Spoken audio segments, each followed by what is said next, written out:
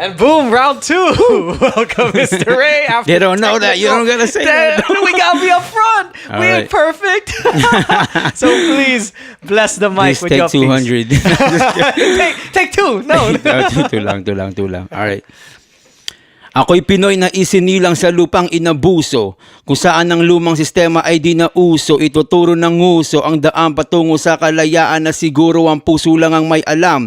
Kaya sundan patuloy ang laban, hoy gumising ka. Kung ayaw mong maiwanan ditong nag-iisa, mundo'y nag-iiba, di ba nakakatakot na hanggang ngayon ang lalakas ng loob mangurakot na ipagkamayan sa demonyong nagpanggap na kaibigan. Kaya ngayon ay impyerno ang bagsak ng taong payan sa Mariosep, ipagsisigawan ko ang katotohanan habang may boses.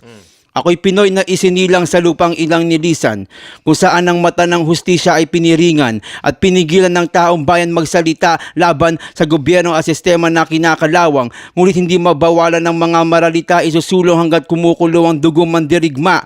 Titigan mong mabuti ang matang naglilisikan, kahit saang mapadpad ay naghihimagsikan. Ito'y hindi na bago sa mga Pinoy magmamarcha sa bataan at magtsatsa sa EDSA. Ito'y hindi na bago sa mga Pinoy, handa at palaban sa walang hangganang gera.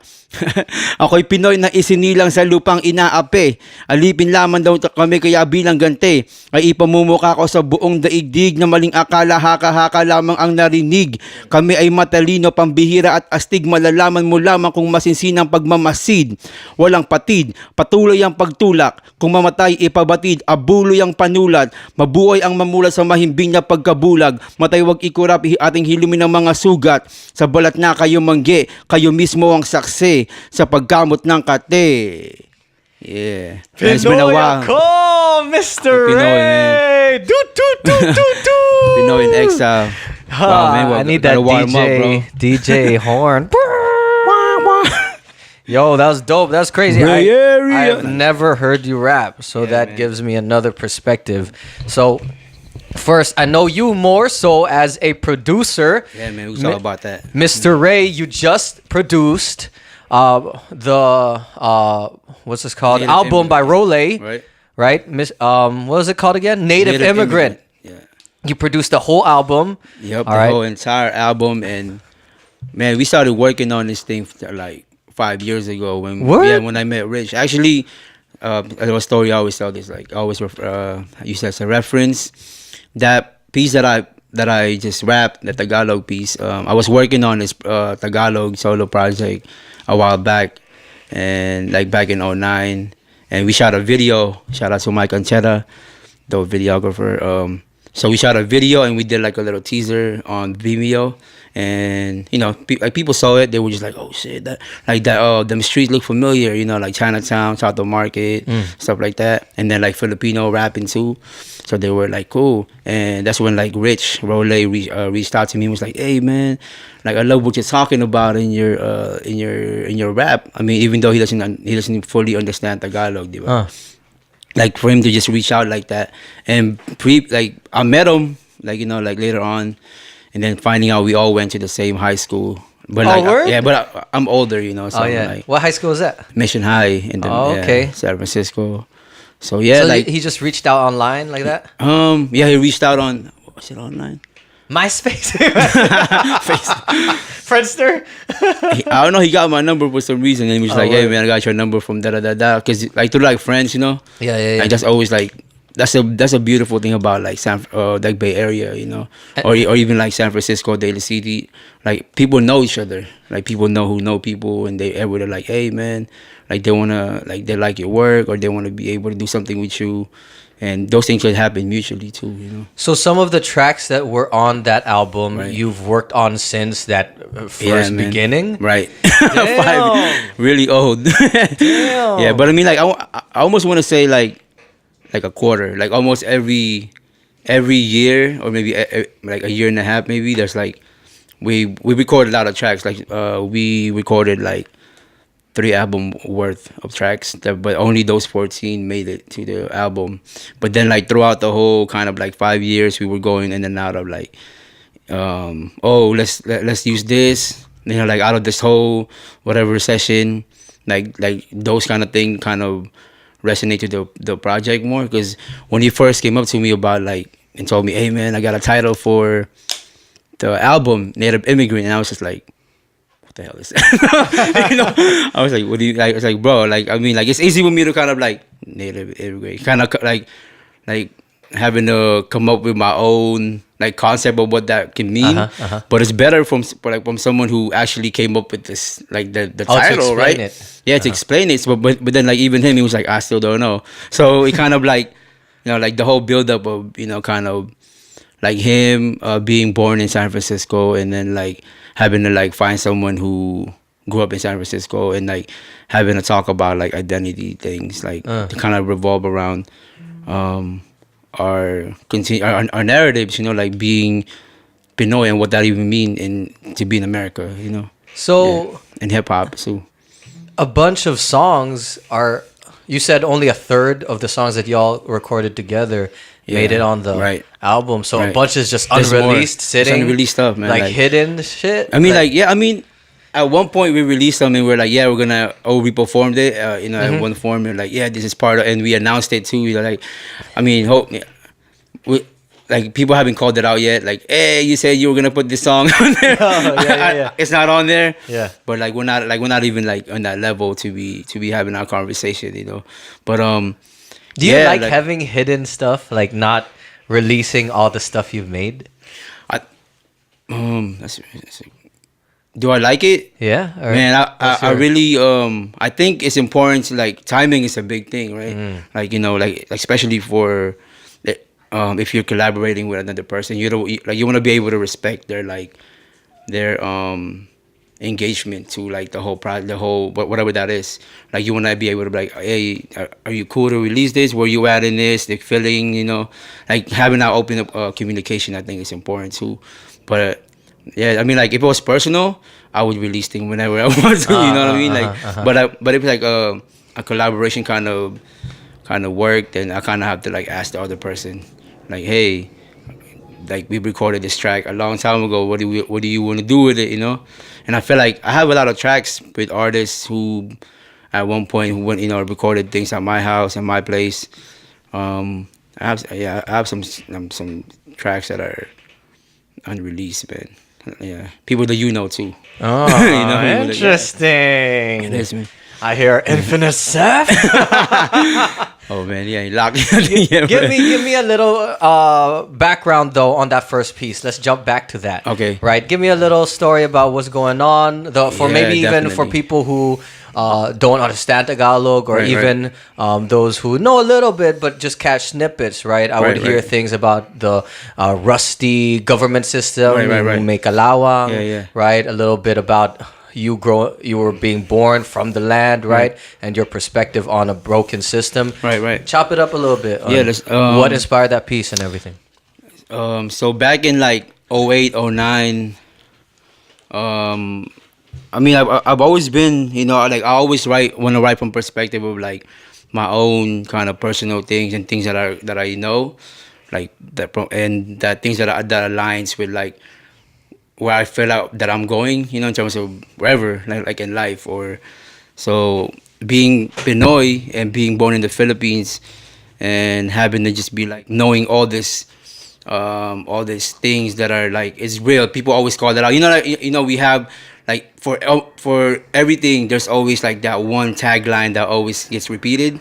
You know what I'm talking about? Like the whole kinakalawang, like the rusty government. You hear that, like people have been saying that forever. Like just because they feel that way, they really feel that our government is fucking like it's old, right? It's and it needs like overhaul and all that. I mean, not everyone feels that way, but I'm talking about the people who are kind of like in the bottom, who are kind of like have to fend for themselves, like have to migrate and do things like that.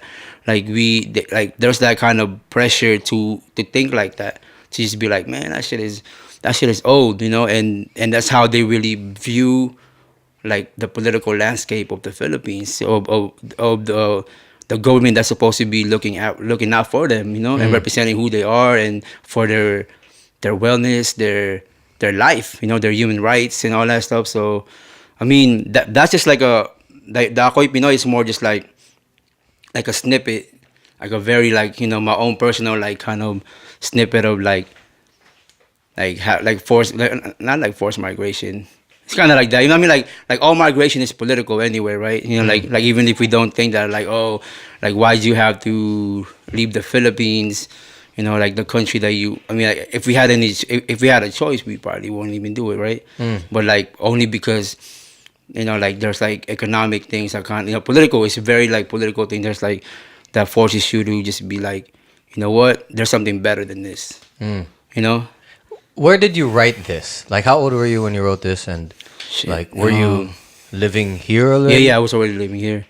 I wrote it during. So I was I ended up running an after school program for like a youth program in South of Market, and it was centered around like newly arrived Filipino immigrant, and a lot of them, and I'm pretty sure just like a little background of like South of Market is like, and even like the mission, like it's kind of different, you know, like it's like, I mean, being Filipino, you kind of think, oh, we're all going to the same thing, but like it's kind of different over just like the mind frame of like the area too, like just the physical kind of location. It's like everything is like tall buildings and kind of like it's a very stressful place, you know. So just for context for people who are not familiar, yeah, SOMA South of is Market, South of Market. SOMA Pilipinas now. So, which like going back to, so I ended up like running this after school program and just meeting this youth, like meeting a lot of youth who were like who are at risk already. No, they already have case like probation officers and stuff like that, right? So to kind of like help them to even just like graduate high school, you know. Were these a lot of Filipino youth? A lot of Filipino youth, like first generation, and a lot of them like and I see myself like with them because I've gone through the same process, you know. Like I dropped out of school, I was like very like rebellious again, like institution, you know, like none of this thing kind of like are like the things that they're the information and the history that they're teaching in school is like, it's not really gonna help me with anything, you know. And you and being, and especially like if your family structures or are already kind of like hindi ka pa natapos graduate, magtrabaho ka na, you know, like and a lot of those youth are like that. They come from those households who are like school is very like secondary because a lot of their parents are working 2-3 jobs, so they don't even have time to think about it, and a lot of them don't even like reach for social service because, you know, like they have this kind of perception of like, oh, if you like don't ask for a handout, you know what I mean? Just go for, you know, like you're already here. Why you gonna go, you know, ask for like welfare and all that? Like those things are like looked down upon, right? In our community, like looking out for like seeking help, you know, like culture seeking behavior, like talking to people who are like just talking, you know, like that's a big thing. And those youth, you know, like through hip hop, which is like performance, writing lyrics, that's the common ground, you know. And a lot of them were like, you know, that we've seen it last night, you know, like the youth are like hip hop is like the voice that's like the megaphone for what we really, that, you know, like the rapping and music, that's like the megaphone for us to voice out what we really want to say, what we feel individually, personally, and how and collectively too. So just kind of like seeing those youth, and a lot of them too were like they already have their like they're kind of like they grew up in the Philippines. They were born in the Philippines, so they already have like this like fuck the government kind of shit. Like fuck government sucks, right? And so they already have that, but like they don't want anything to do with it. They almost like they gave up. They were like, man, government is hopeless, you know. Like you don't need like fuck that, fuck having a conversation. I'm gonna take it on upon myself to get to where I could get in my family's safety, right? So that's like everyone's thinking now, and so. And it could be dangerous too when it's not guided, you know, like when there aren't like people who are like, hey, yeah, that might be true right now, but there's actually this other picture that contributes to that, right? So, and I mean, like at a young age, you know, like I feel like I was like that, but at the same time I'm more like still rebelling and kind of like finding identity. But I'm glad that I really got involved into like art, culture, and hip hop, and I'm a product of like after school program, you know. That really saved my life in terms of like, hey, shout out to after school programs, shout out to y'all, man, y'all doing that too, you know what I mean? Like, so Let's do a quick like speed round history of you, so there's a little more bigger picture context. Right. All right. So just quick answers. Let's just see to frame things a little bit. All right. Let's see where this goes. Where were you born? Philippines. Did you go to school there in the Philippines? Yep, Makati City. I graduated elementary, which is like, for us, it's like first grade to preschool to sixth grade, right? Yeah. And it's like 12 years old. Yeah. Right. So I came here when I was 12. Oh, you came here when you were 12. Where did you move to? San Francisco, the Mission District. And then where did you go to high school? Mission High School, and I was 12 years old when I was a freshman. Oh, what? Exactly. So I was like, it was too early. Oh, right. I mean, because after you graduate, like because there's no middle school in the Philippines. Right. I literally like just like we graduate there like 12 is, what is that like? I mean, should be middle school here, like 7th grade. Our right? Our school year ends at March, right? Yeah. I came here in July, so it's like 3 months. You know what I mean? Like, or like a little bit more. And so you went to Mission High. I went to Mission High, like. So I mean, like I didn't know like the structure of like, oh, you supposed like people here graduate at 14 to go to or to go to high school, right? Yeah. So I'm like, damn, I'm like a year ahead. What after school program were you a product of? Youth Speaks. Oh, yeah, I'm really proud of. word. Youth Speaks. So I got involved with Youth Speaks, and a lot of that is. I mean, there were other programs in the neighborhood that I got involved in. Like Filipino, like Philam, there used to be on 16 in Cap Street. There's like this red brick building, but it was very more like focused on, that we're very religious people, right? Right, so that's kind of like the hook, you know what I mean, like prayer and stuff like that. And it was like, it's like a youth group, they have a youth group, and they also had like senior groups. That that would teach people like vocational, like how to use computer, When did you first start making music? Shit, like first thing recorded something. Recording or getting into that art. Man, it's big. It's like even in the Philippines, I played music. I played trumpet. I was part of like this big in Makati. There's like this in Poblacion where I'm from.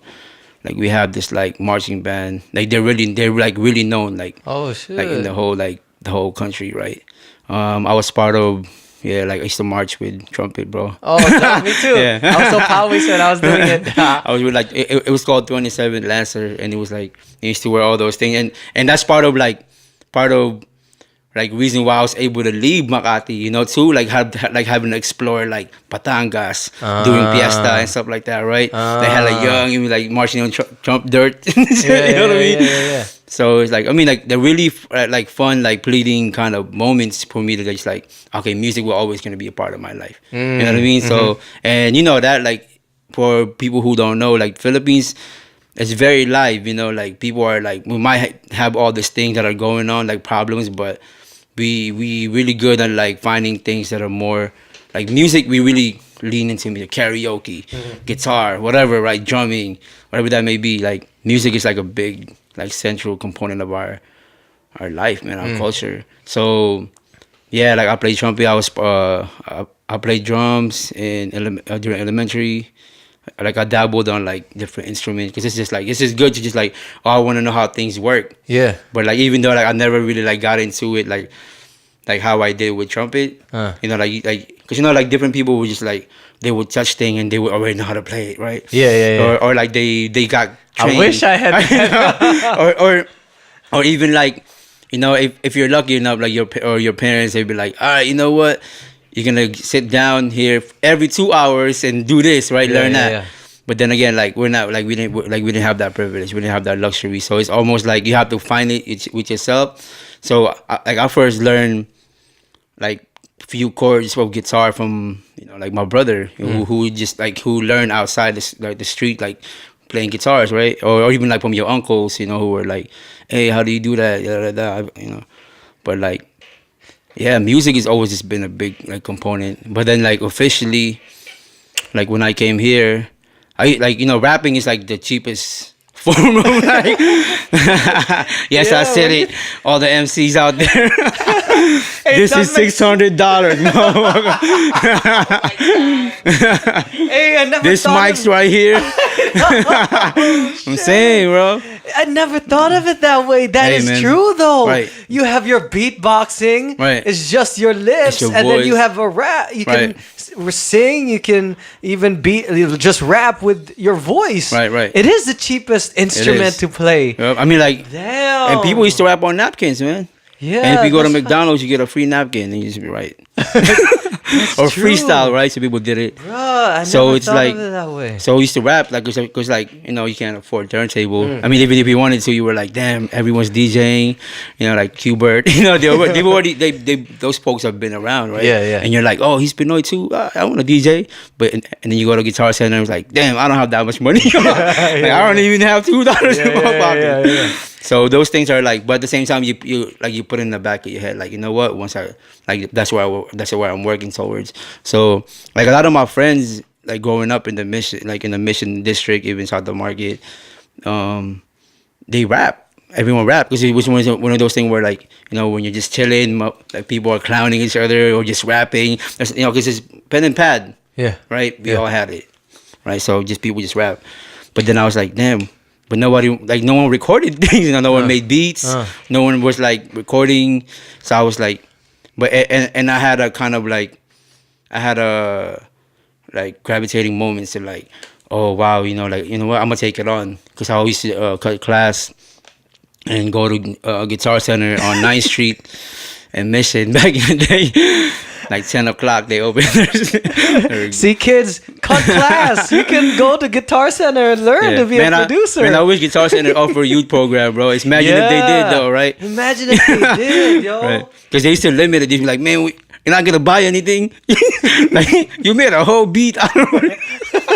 So you would just spend time there? Yes, I would just like kick it there and just like ask, you know, like, and the great thing about that too, like, you meet other aspiring producers, you know, from San Francisco, from the neighborhood that you might have been like, oh, I've seen that dude in the neighborhood, and they're making beats, they're, you know, at Guitar Center. At Guitar Center, Oh, they're putting equipment on layaway, you know what I mean? Like, those things were like, it's real.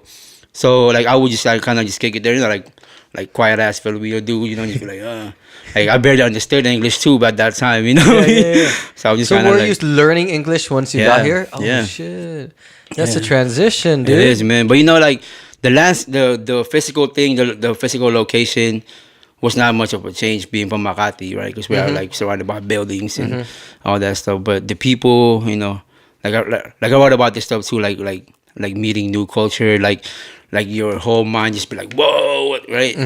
And then like you're like, damn, I can't even communicate. You know what I mean? So you're like, how do you do it? And I feel like for me, like hip hop as a culture, and then like, you know, rapping or graffiti and you know, like all the elements were like the communication, a way to kind of like to primer, like, hey, I make beats too. Oh, you make beats? Oh, yeah, let's talk about that. Like, no, like how is that for you? Like, what's your experience? Oh, what's your tips? Oh, how do you do this? You know, like those things are kind of like start to build, and like relationship happens, right? You know, from like with like mutual relationship with people who you may never think like you'll be homies with them, or you know, So music was really a jumping off point for your community building and definitely, finding man. a sense of home and even friendships here, Yeah. especially being like an immigrant who didn't even know English that well. Right. So it sounds like music became your language to communicate with other it's folks. a power. It's definitely like a source, like, you know, of like for anything. For me, like the music, I always super close, man. Like, but not just any music, but like hip hop music.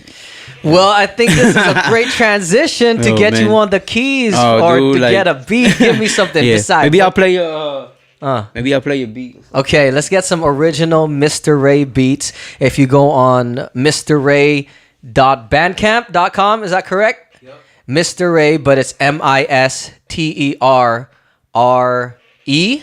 Why? REY. Yeah. Like Mr. So like MISTER. I can't even spell. And REY. MrRey.bandcamp.com. We are actually on a road trip with the homie Infinite Chef, trying to bump those Mister Rey beats. But Mister Rey, though, teases his listeners with just snippets of like 30 seconds. Now I wanna was that on IG or on I the think website? on the Bandcamp.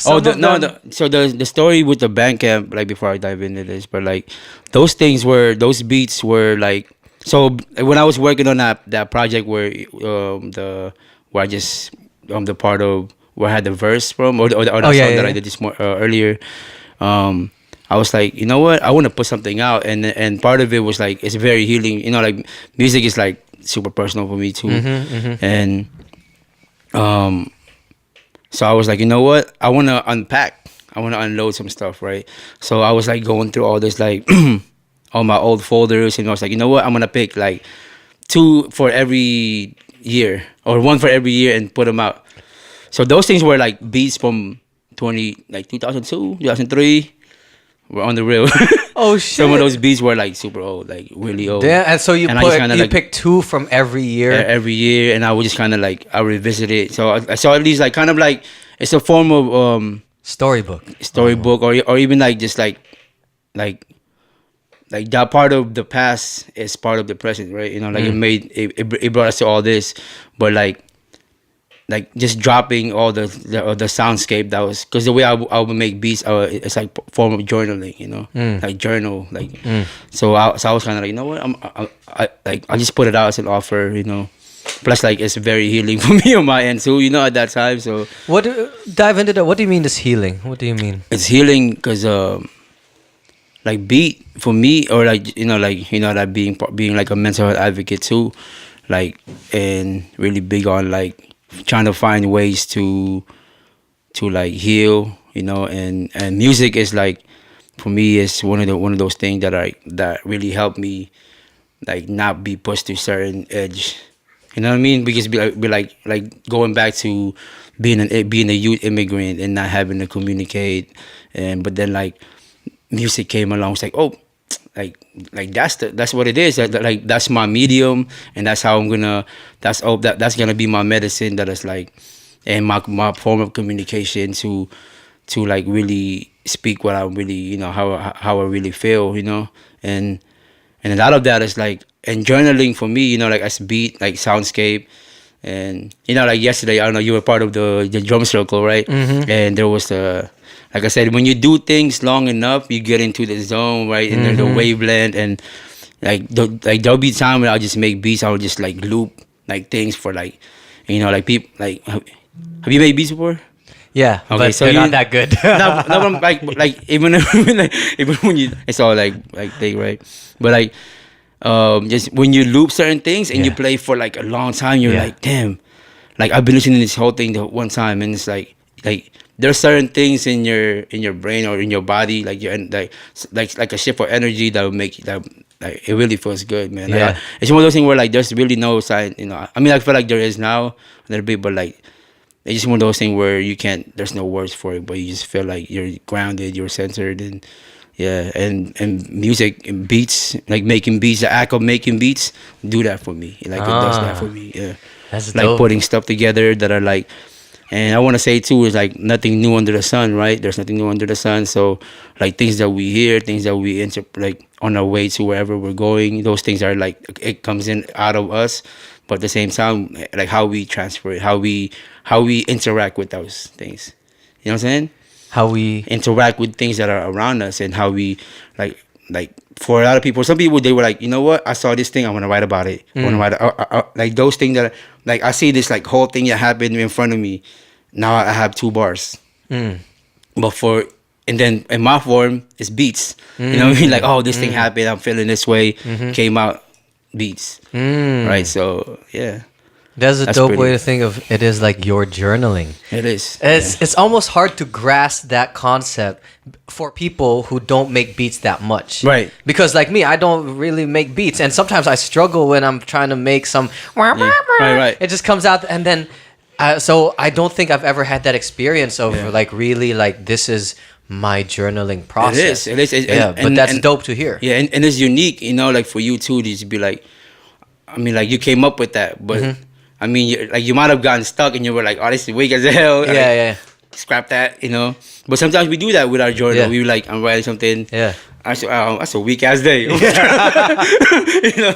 But I parallel it with actually writing songs, like and singing. Right. And then there have been times where I've written a song and it is that healing, like, I can go to sleep now. See, like it was a little lighter, right? Yeah, but it's still there. Yeah, You're talking about that. And then the song is there. Shit is still going on, but now that I have a song that kind of puts it in like some form of framework or some form of like tangible like order to things, right, it's become lighter, it's become something that is there, and now I can just go to sleep. Yeah, because you transferred it and like you let it out, like you breathe into something else, like breathing is like a big part of healing too, like that's why I like when you meditate or when you do things or just in life in general, like just don't forget to breathe. That's true. Just breathe things into it. Breathe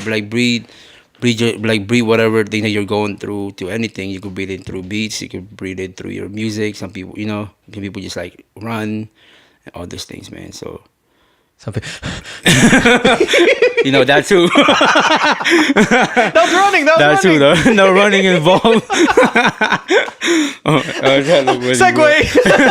Let's play that beat, dog. It's beats would be a soundtrack to that. It's called Rain. I'm just kidding, bro. We need you to also bust your freestyle, bro. We need to hear some of that Tagalog too, man. Do it. I haven't been writing, man, but like, cause I working like so immersed in like just doing beats and stuff like that, but like still doing like melodies and music it's exciting, Yeah, it's exciting for me. Like even like new music, like any form of music for me is just like it's exciting, man. Like just being introduced to like certain sound that we were like, wow, they came up with that. Yeah. Those people, those like during those time. Like they were creating, so a big part of it is like creating, what I mean, like having to create something that's like kind of like it might not mean something like or you might not think that it doesn't mean anything to the world, but the fact that came in through you and then you transferred it into like this thing where we can hear, where we can feel, we can touch, right? It becomes real, and people would accept to that, you know what I mean? So yeah, man, like. We could get deeper into this music, sound, and all that conversation, but yeah, man. It's almost like creating something tangible out of imagination, but it's real now, right? Real and can be revisited. So, man, yeah, good point that you brought. Like, so when you imagine, like the whole thing about like where do you draw the line? Where's the border between imagination and reality? That's the things that you do. That's creating. That's like what I mean? Those are like the things that were like, and now it becomes like interactive. Like people could respond to it. I was like, hey man, I heard that was beat you made, and that made me feel really good. Oh, I made that the beat you made that made me really really bad. Like those things are like, but it's real. Like this thing, like things that start to happen where you're like, and you respond to it accordingly too. Like depending on who you talk to, right? But like, oh, that helped me out through the day, man. Like that's what's up. Thank you, and you're like, wow, like you're really doing something that are connecting to people like beyond words. There's this idea where I don't know if it's like it's some philosophical thing that the imagination is almost like a wave that you can catch, but all the ideas are just swimming around there, and us creating is almost like an antenna and accessing that infinite knowledge, that source of creativity and imagination, and we become like a tool to manifest it. There you go. And this creativity is like a tool, or how would I say, a conduit, and the most direct form of just putting it out offering it to the world. Yeah, allowing yourself to be a tool, a channel of creation. Right. And it's funny, yeah, like that's pretty much like, and not to forget too, like to be, those two things could have conflicting You have the imagination and then you have the reality, right? They have two. They can have conflicting things. Like you're like, oh man, I have this thing that I'm like on my imagination part, my creativity part, my idea part. I have this thing that I have this crazy thing, right? But then like time. Reality. Oh shit, I gotta go to school. Gotta go to work. I gotta drive my school, like my kids to school and stuff like that, right? But like finding that whole like sitting with those two things that are not knowing that like the imagination and reality exist like simultaneously, right? And like having to pick it, and like you said, like you being like the conduit of like how to make something out of those two, like struggling things, and like bringing it here and then offering it. And then like it's such like it's hella complex like what you're talking about, right? So, but like I feel like everyone is doing it, but we're not aware. You know what I mean? We're not aware of like we don't. I mean, they don't ask for it. They're like they don't. Those things don't ask for like, hey, thank you. Like, hey man, I didn't get no credits. You know what I mean? Like, hey, I gave you that idea, right?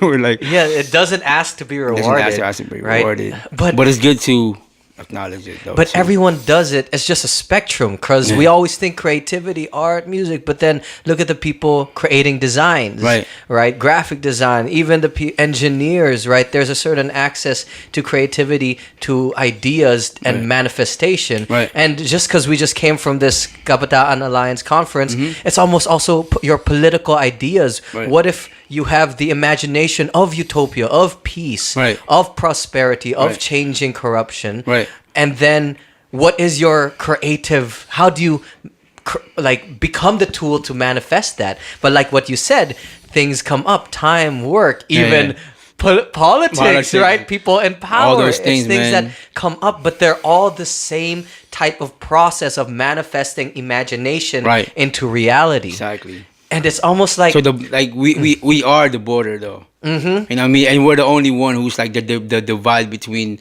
the imagination and manifesting, right? We're the only one that's really like stopping it, right? You know what I mean? Like for real though, like a lot of people, because like it's already there, like you said, it's already there. Like people already know like it exists. They're thinking about it, but it's just more like what's stopping you.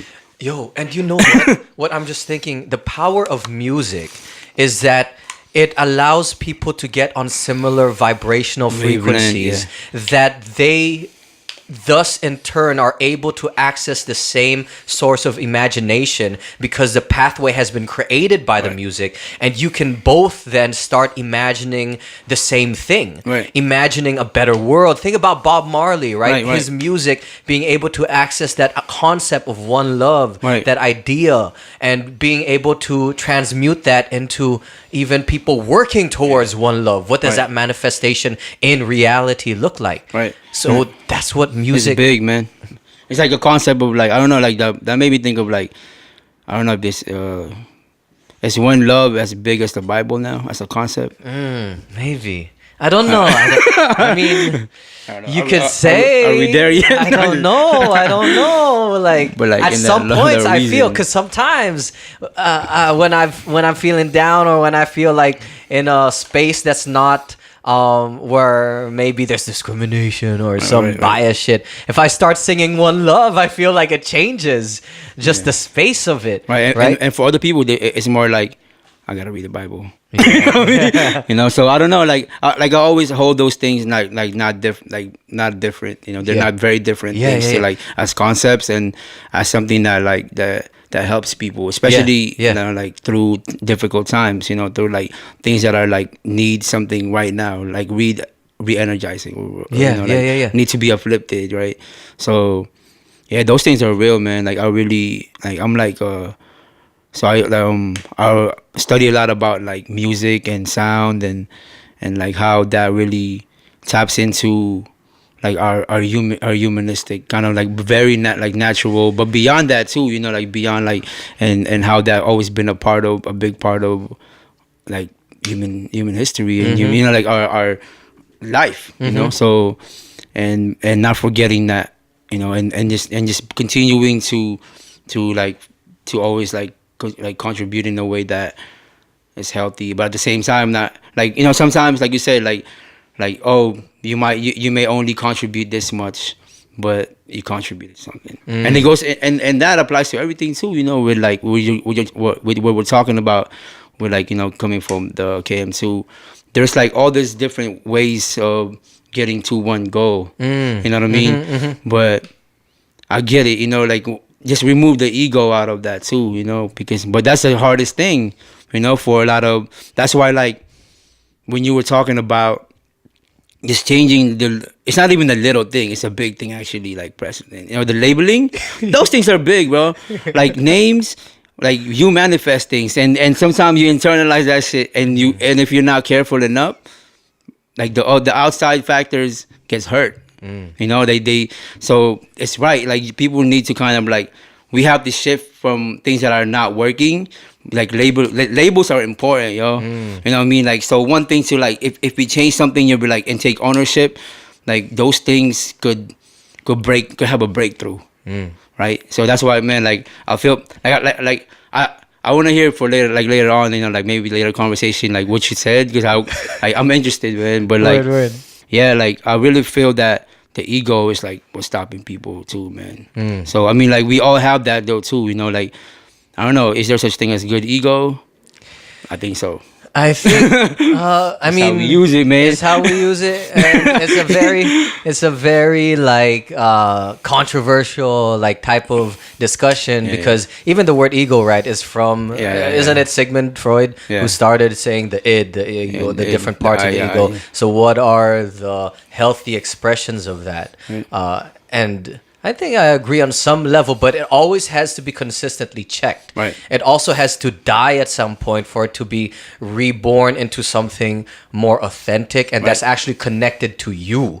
Right. Because I believe growing up, our quote unquote, what you could describe as the ego, almost the soul, right, is constantly shifted and shaped by outside influence within society, within the structures that we're in, even starting from family, to conform to certain ways of action, being the goals that we strive for, right? And then we end up wanting certain things to feed that molded ego, right? But is that real? Is that also good for others? So I think there's like, for example, I have a friend I was just talking to. She just came back from Colombia to do ayahuasca, and she did it for like a whole month. She came back though, right? She came back. Good, that's good. Because there was a story. Right? Yeah, there's been some stories of folks who go deep, but that's a very supposedly ego-killing type of experience, where it's like a 6-hour trip. You go in and you're really self-reflective, and it destroys a lot of the conceptions you hold of even yourself. It questions, why do you do the things you do?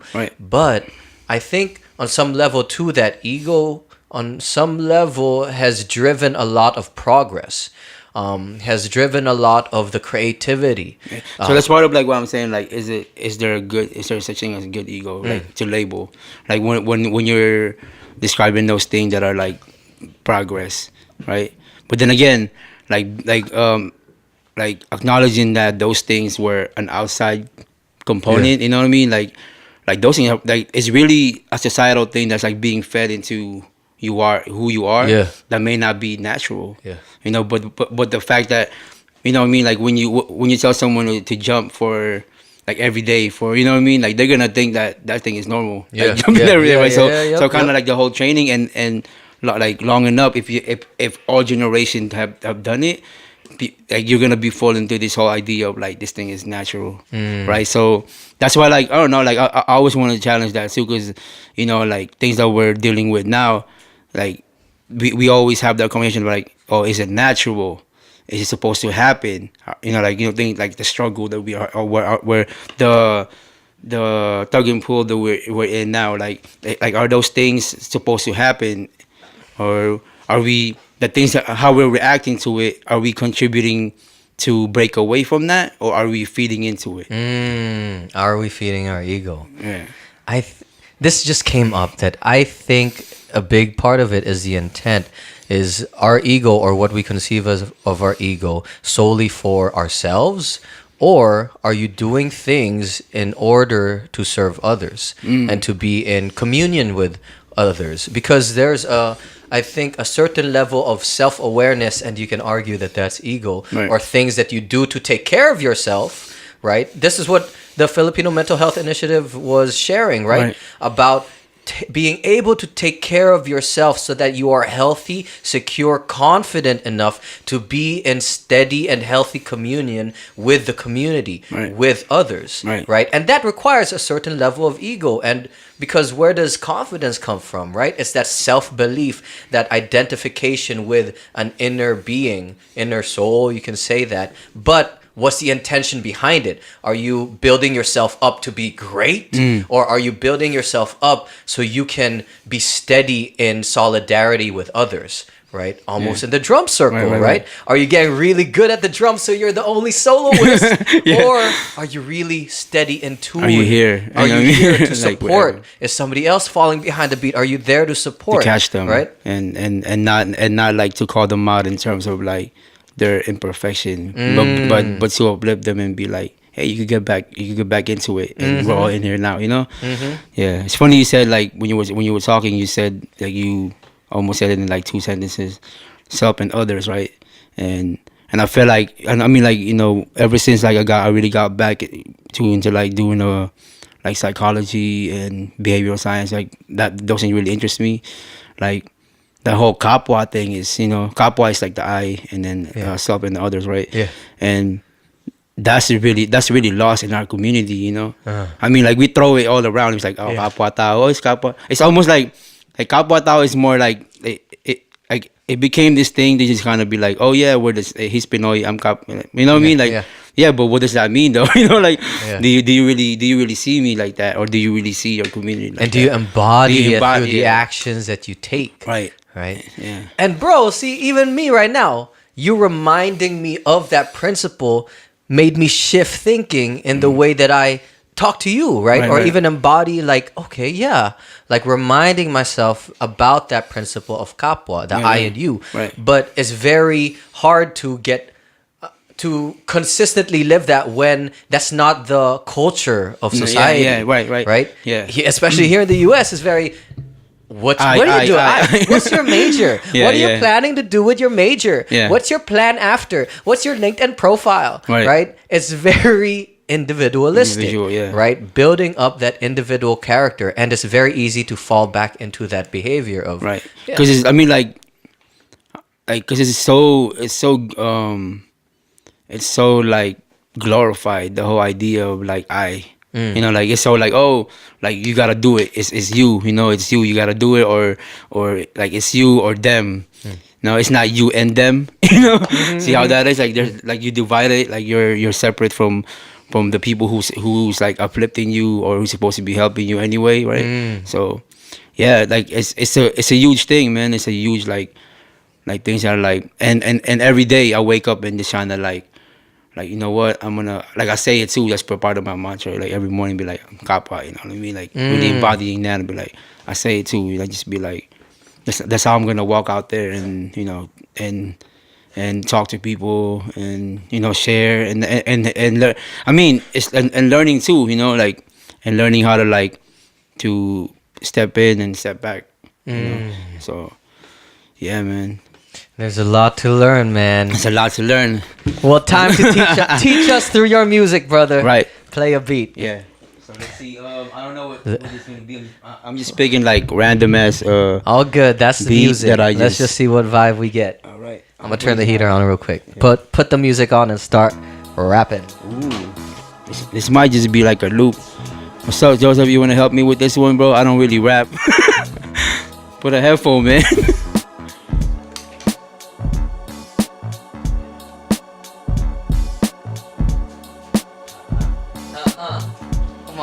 Yeah.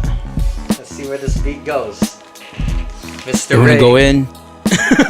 Hey, we here with Mr. Rey all day. I feel like I want to read something that I just wrote too. Came from an alliance building. I saw so many beautiful faces in the building. All the beautiful faces working for the children. Trying to do it with grace and start spilling the political action right back to the Philippines, getting right drastic. Yo, I just wanna be beautiful and real, not fake like plastic. But I just wanna ride and coast. He was talking about how coast to coast from the east to west is just using hip-hop to put us to the test, to improve.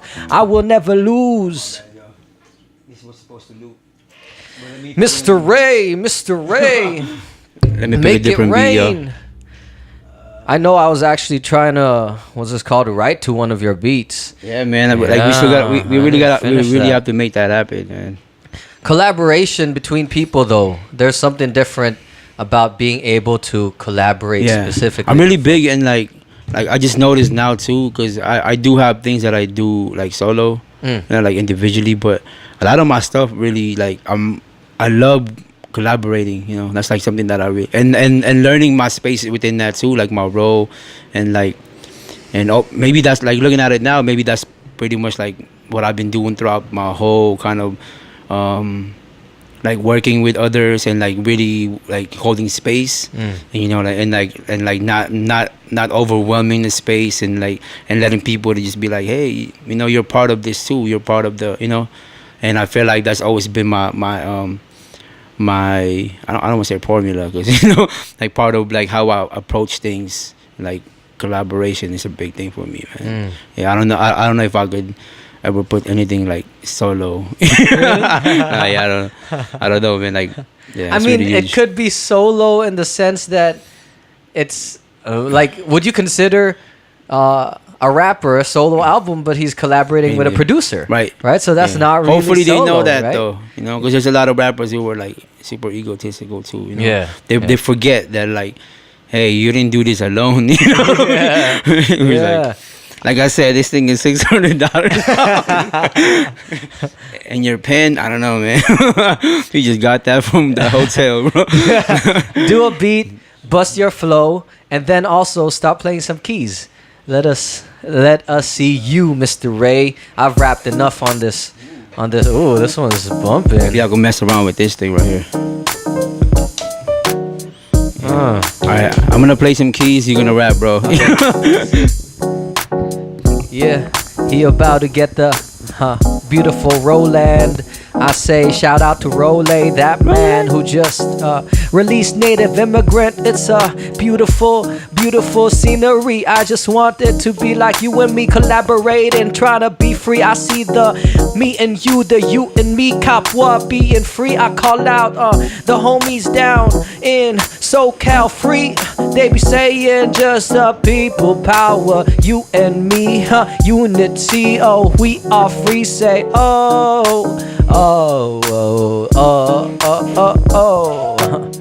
yeah, I see my homie with the keys, trying to find the music and the beat, trying to find the correct key.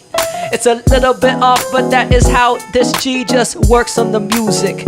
I just want to find another way to use music and use it for the betterment of the kids. Let me try to tell you, I do give myself some time. Give myself some time.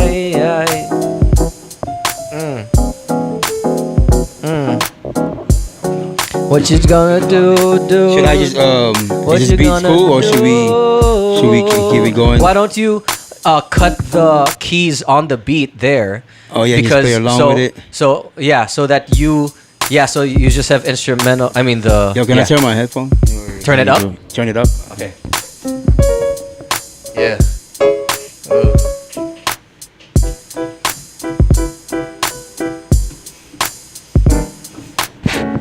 Hey, this is live music with Mister. Yeah, we'll come back next time, man. We'll do it right, but Nah, this is good. It's all good, man. Like I said, like I really want to like make a beat, like, you know what I mean? Yeah. I feel you. That just means you get to come back again, brother. I know. That's cool, man. Thank you though too, man, for opening space. Yeah.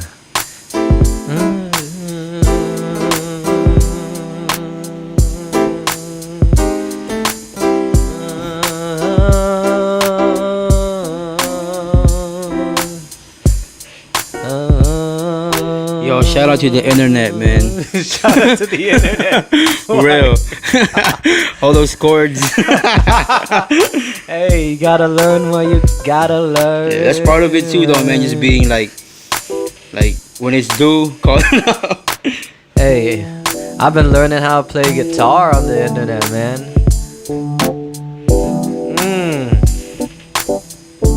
Oh no, no, no.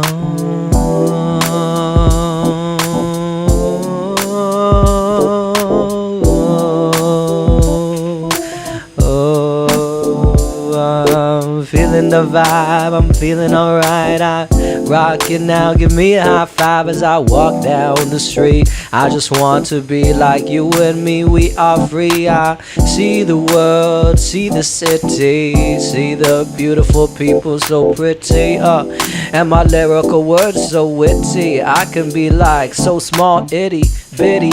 I just wanna get real gritty. This is me, let me just be simping with the music,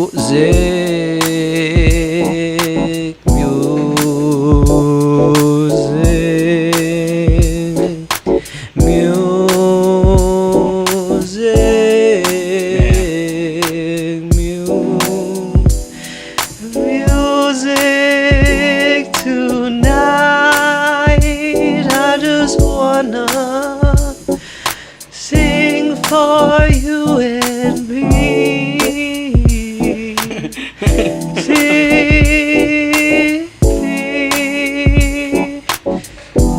Oh, let's go and be. I'm gonna go a different song. Yo, have you fallen in love? Have you fallen out? Have you given it all? Have you given a shout? If you wanna fight, that's not what I'm all about. I just wanna make it right. Sometimes it gets down south. I just wanna feel the night. Maybe not right now, but maybe if we turned up the lights, then we don't have to get down. Not like this or like that. Now we got a feature. We gotta tell you I'm a teacher. Yeah. But I get on top of this soapbox. I ain't no preacher. I just wanna get to the kids and reach them. Tell you that you can be a great kid. You can do it all, bruh. Mga pare na dumating na ngayon. Minsan nawawala kayo, pero wag mong kalimutan. Wag mong kalimutin. Wag mo kalimutan yung mga Pilipino, kasi minsan nawawala yung tunay na karapatan ng mga tao sa bansa natin. Pero wag ka ganyan, mga bata walang pagkain, bakit ganyan? Kailangan natin bumalik para mapalit yung sistema na may kalawang. Ganito, dalhin mo yung bawang, kasi mga vampiro na mga politiko kailangan natin ipalit, bro. Palit na natin, palit na natin, palit na natin, palit na natin, palit na natin, palit na natin ang politiko. Palit na natin, palit na natin, palit na natin, palit na natin, palit na natin, palit na natin ang politiko. Kasi yung mga tao, mga nagsasaka, mga tao na nasa probinsya, kailangan nila umalis kasi ang mga trabaho hindi nandun. Mga edukasyon nasisira kasi mga kapitalismo gusto maging mga rich kids who just wanna get it real quick. I'll be calling all those kids who just be getting it real slick with the movements, calling it Manila. Yeah, you like a thriller cause you always just shooting vibes, always doing it not correct. You're like Mr. Play as he just collects a check. But I say, we gotta change it all. You gotta change it all. Okay, Mr. Rey. Okay, yes. I heard that Mr. Rey has some. Ooh. Oh boy! Ooh, this one is good, boy. This one has a bounce. Let me get. Yeah. Oh shit! I gotta get up with this one, man. Yo. ang buhay ay misteryoso, pero masyado kang seryoso. O sige, baguhin mo na ang mundo mo, pakinggan mo mabuti ang sarili. Alam mo naman na ikaw ang haligi. Eto na ngayon si Mister Rey, hindi ako si Batman pero piling ko paniki. Yo, ano ba yan? Ano nga ba nangyayari sa bayan? Ano ba yan? Puro patayan. Ewan ko naman kung di ko na kayang bantayan ng, alam mo naman puro ang panayam ang topic. Di ka na nga di ba makakapit? Di ba nga lagi ka nasa bingit? At ang pada mo hindi mo maisip kung ano na ang pupuntahan. Yo, wala na bang katapusan ng kaguluhan sa ating bayan? At alam mo naman na lahat nag-aalisa na. Lahat nag-aalisa na. Hanggang ngayon, concern ka pa rin sa iyong bulsa. Kasi ano ba yan ba? Baguhin mo na. Baguhin mo na. Baguhin mo na. Baguhin mo na. Babaguhin natin ngayon pare. Babaguhin natin. Baguhin mo na. Baguhin mo na. Baguhin mo na.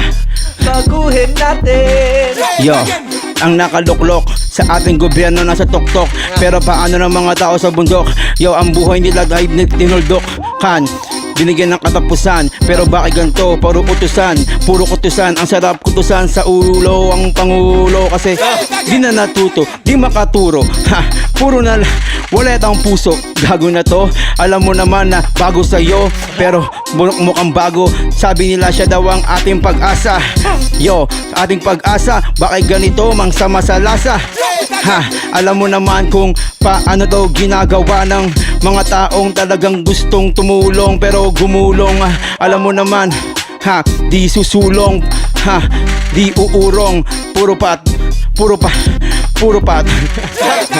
Bago mo na. Go ahead, man. Baguhin mo na. Baguhin mo na. Baguhin mo na. I forgot about this beat, man. Baguhin mo na. Baguhin mo na. Go ahead, man. Yo, we gotta change the system. All these extrajudicial killings, they be like 13K, all just happening every day in the poor ghetto places. Why is it the damn poor found faces?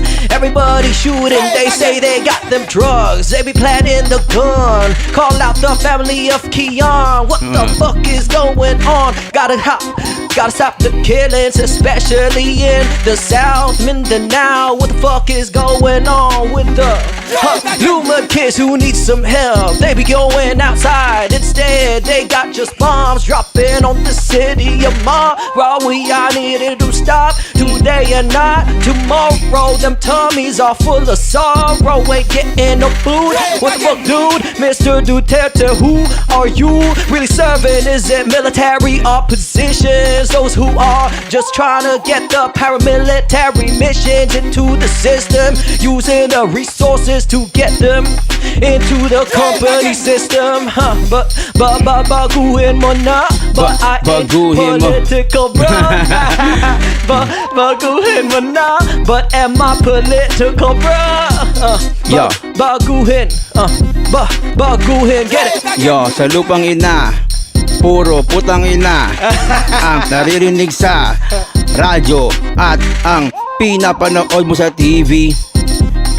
Noontime Eat Bulaga. Yo, kumain ka na ba? Tanong mo, kumain ka na ba? Paano sila? Paano sila? Puro putang ina. Paano sila? Paano yung iba? Puro ka putang ina. Baguhin mo na. Baguhin mo na.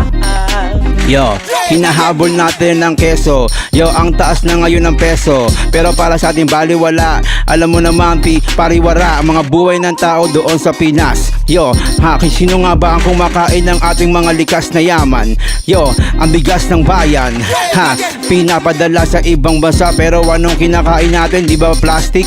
Nagsasabi na ng mga tao na di na nga makakain. Di na nga makakain, papatayin pa natin. Yo, lang yang. Bakit ganyan? Bakit ganyan? baguhin mo na kasi sa siyudad, bakit mga tao nagtatrabaho pero hindi binibigay yung tama na sweldo? Bakit ganyan nagtatrabaho, walang edukasyon, pumupunta sa ibang bansa? Kasi sa Pilipinas walang tamang edukasyon, mga sirang ulo nasa politiko, pinapasok nila para mga pera kinukuha nila. Sabi nila politiko dynasties just keep on getting the kids and the monies. They live in such audacious conditions. I just wanna give you a picture, mga bata nasa kalsada, puro basura yung mga ginagamit nila. Mga baguhin mo na, baguhin mo na, baguhin mo na yung beat din. Baguhin mo na. Bruh, that was bouncing, man. What the fuck? That shit, bro. You have to do something with that one, man. Hey man, it's free. It's free. Has that been posted online? Nah, man, this all like I made all this loop like the past 2 months. What? Yeah, I mean, I'm just like, I haven't really had time to make beats like that, but whenever I do, I just like trying to loop shit. Let's see what you got. Okay, yeah, Mr. Ray. It's hella sad and shit, So, what's the vibe you got? What's the vibe? Yeah. What were you journaling about? Tell us. It's the love song. Damn, I'm in the vibes right now, man. It's a breakup song. Alam mo, 2 linggo na hindi tayo nakikita. Bakit ngayon umiiyak ka na? Bakit ako sa gabi hindi ako nakakatulog? Pero pag nandito na tayo, puro away. Bakit ganito? Gusto ko na mabago, pero ang problema hindi nababago. Ang luha ko ay pumapasok na bakit ganito ang pagmamahal sa akin? Ay, gusto ko sabihin mo, Kuya Rey, ano ba nababago today? Ano nga ba ang bago? Para pero luma. Yo, gusto ko na sana pumatak ang mga luha sa mata na laging nakakabigit ang isip ko. Laging nasisilip ang iyong imahen, pero bakit ganito? Kinain na yata ng spirito, o sige lumilipad ang liriko. Nandirito, isip ko nalilito. Isipin mo kung kung paano That just switched real quick, bro. Why? It's sad? You don't like it? No, it's not sad. You don't like it? I like it. Yeah. Gusto kong umiyak gusto kong umiyak pero di ko magawa. Gusto kong umiyak pero gusto kong umiyak pero di ko magawa. Sorry, cry. Pero di ko magawa. Di ko magawa. That's when you cry, bro.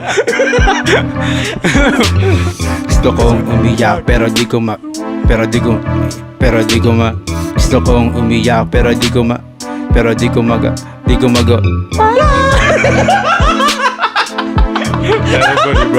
That's the hook, man. Hey, bookmark that one, bro.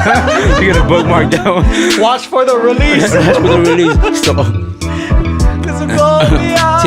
Gusto kong umiyak pero di ko Oh, this is I think we want to do something here, bro. You hear this beat? Can you hear it? Oh, you gotta hear it. Umiyak pero di ko Gusto kong umiyak pero di ko Gusto kong umiyak pero di ko Gusto kong umiyak pero di ko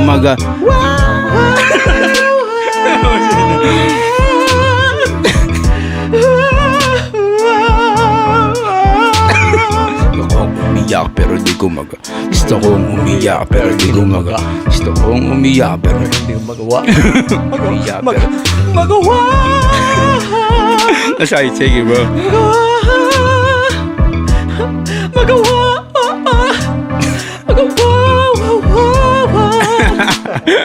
It's fun, man. So like, man, like even though it's kind of so like even though it's kind of like music, you know, like music is very like it changes, right, up and down, side to side, you know, like circle, but like they're all important, man, to like process too, you know, like.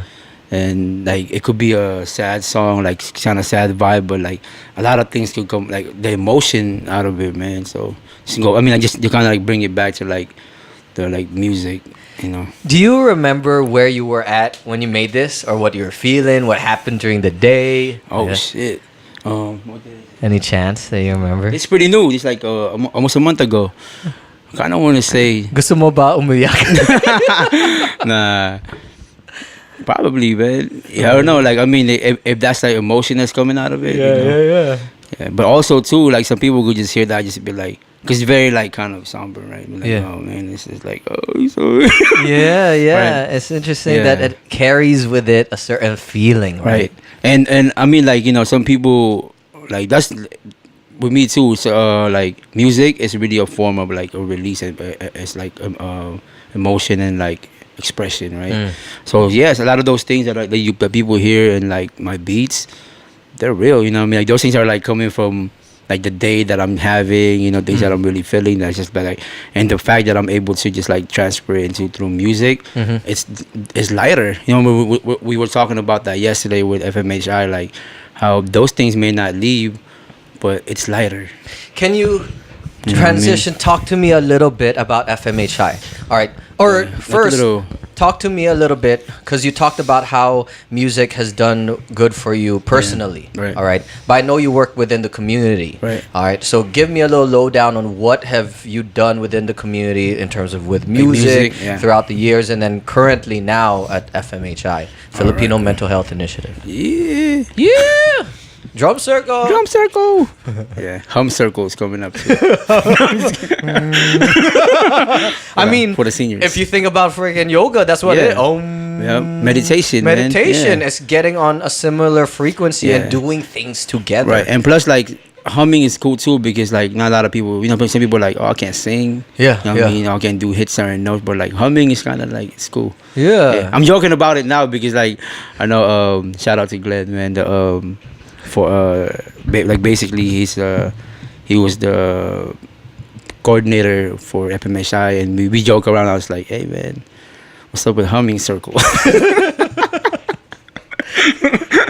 No, but it's real, you know, like those things I'm all like, wow, because I heard it yesterday too. I was like, wow, humming, like, you know, like, because someone said it, someone was like, what do you do like to self-care, right, to distress? Someone like, I like to hum. And I was like, dude, someone really said this yesterday in our circle. yeah? Yeah. I mean, like I don't know who they are, but someone, and then that really stuck to me. That's why, like, towards the end, I was joking with Glenn. I was like, bro, you gotta look into that humming circle, It man. makes sense, dude. You know? Like sometimes And it's free. We don't have to. it's free. Like You don't have to hurt your hands. I know. Like you don't need this shit. Yeah. Or you don't need to even learn the guitar chords. Right. You don't even have to go. The learning curve is so you're just Right, you like summing. that. And I think it makes sense because personally, I sometimes just sing "Fly Me to the Moon" just while walking around. I love that song too, man. I love that song, bro. And then when I was in the Philippines, I didn't even notice it. But at the end, my friend told me, "Dude, you were singing 'Fly Me to the Moon' everywhere."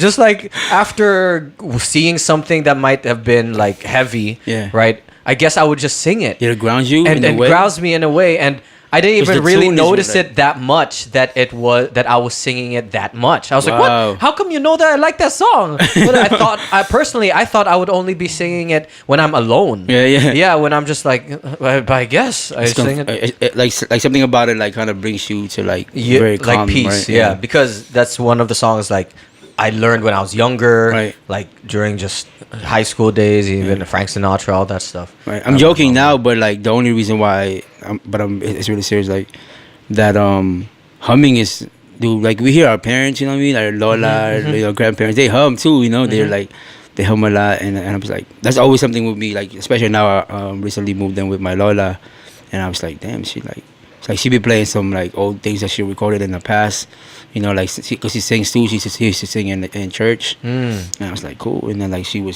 hum, and I was like, there's something about that. Like I'm trying to look into it, like like certain connection, and like even in like Filipino culture, like it's humming a real thing. Like it's humming like everyone. Do we all do it? And if we do all do it, how can we kind of like utilize it to heal ourselves too, you know, like as a practice, you know, because not everyone could do Zumba, man, you know what I mean? It's true. Very high energy. Lola, stop! I got this. But you do work, and so you're very interested in these mental health practices. Yeah, like very, like, you know, finding different, and like, you know, with everything too, like there's no one answer into going into like how we try to cope or to kind of like lighten certain stress, right? And even trauma. How do we address things? Like there's no one answer, you know.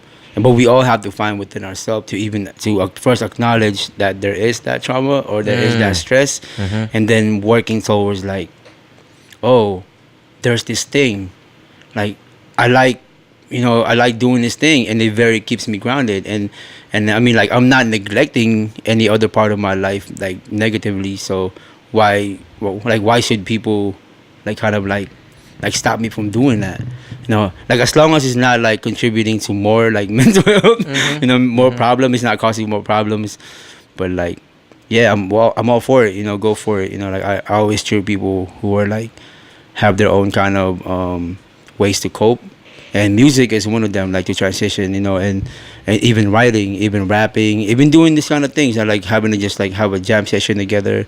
Like those things are really like, you know, like we do it. And for us, for a lot of people, like we have the luxury to just be like, oh, you know what, I'm gonna buy a guitar, or I'm gonna take some classes. You know, there's Groupon that way I do this. But for other people, they don't. That's why it's so important for us to realize it, to acknowledge it, that those things are the practices that we do. That it's part of healing, and we need to recognize that collectively. You need to talk about it. You need to be open about it, and you know, like, in whatever form. Like, right now you could do it on IG, right? You could Snapchat, you could do it on your story, so people really know about like, hey, wow, you do that, I do that too. And now you could have someone who kind of like do that with you, and things could just kind of like ripple, you know, like, and things could spread. And it's about sharing, you know, like those things that you might think that's personal to you. Yes, that's true, but the importance of sharing too is equally, you know, like you need to act on it. You need to be an active participant of like having to master one thing and then share it too. You know, so that's kind of like, or else you just kind of like being madamot, right? You be like, it's all me. So you like, I found the answer. I'm not sharing. You know, like, don't do that. But yeah, like that's pretty much, like, to go back to your answer earlier about music, or even like writing, or even kind of like like planting seeds to, you know, like to for youth, you know, like when we did the workshop with the South Market, like Mission, and also citywide, someone like social youth, we were like teaching them how to like write bars, you know, because hip hop was, like I said, hip hop is a big thing, rap particularly, right? So, because it's free, you don't have to buy a $600. You're really stuck up on how much you spent on this, bro. It's like you're. No, I love it. No, I'm not regretting it. I'm only saying that because I took this earlier. Where I was like, wow, I'm taking this out, and I'm more like, and I'm really bringing it, and I'm more like, you know what, I'm sitting, like, because you know, there's been like conversation too with like friends that I work with who are like, hey, I'm an artist and you only make beats, so I don't have to, like, you know, like not feeling like they're entitled to pay for beats, or even not, you know, like to even like or even to be like, hey man, I'm part of, like, if you take my rap off, it'll just be an instrumental. But then again, like, you know what I mean, like there needs to be like a conversation between, like, I'm kind of like skipping, but like coercion against like people have to kind of actively think too that though you might have written a rap or you performing whatever you contribute to the song, but without the beat though it's just an acapella, right? Grind time. Grind time. What's the one in Canada? It's back. King of the Dot. King of the Dot. Yeah. Be flip top over here. Flip top, boy. I fucking love flip top. Spoken word. Put them on that shit. But yeah, I feel you. But like, I'm not just saying like that's just something out there that like I like to plan to. I mean, like it doesn't have to be like just don't come from like a perspective where like nah, like my words is as equally. Yeah, it is. It is at the same time, but like think about like the producer. They wouldn't have made those beats without like these things aren't free. All this stuff that are around here is not free. It's not right. What I actually saw, which was dope, is there is a like somewhat of a movement to put more producers on, and they're getting some of the spotlight. Like even in Ill Mind, Filipino producer, right? Phil Am, on J. Cole, Hella Dope. He's been doing a lot of work with his Blap Chat, putting producers on. He was showing a picture that I think it was on Wall Street, like the Times Square. They had, I think Spotify was putting producers on of Big Boy. Was it Big Boy? No. Boy Wonder, maybe? No, it was like, I forgot the names already, but they were putting on some producers on the freaking billboard, right behind some of the bigger hits. Yeah, and like, I mean, that's why, like, to me, like, I always think about like all these producers slash rappers who are really big, like namely Kanye West, Pharrell, Dr. Dre. You know what I mean? Like those folks really, they made beats, they made their own beats, and they wrote songs. They wrote raps. Right, so they could kind of like they have those engagement, but like there's other artists too who are just kind of like, I just want to make beats, and like Jay Dilla too, Jay Dilla rap too. So like this Boy Wonder, that's what I said. And then he's there, and 1985, right. And then their tagline behind it is behind every song is a secret genius, and they're really pushing these producers who get a lot of like. How do you say, who aren't always in the spotlight, right? But they're an integral part. They're basically half of the whole song, right? And it's important to acknowledge that, because I know that hasn't been something historically done, right? And then I see more people putting them on. That's why I've always made it a practice to put the producer in brackets, right?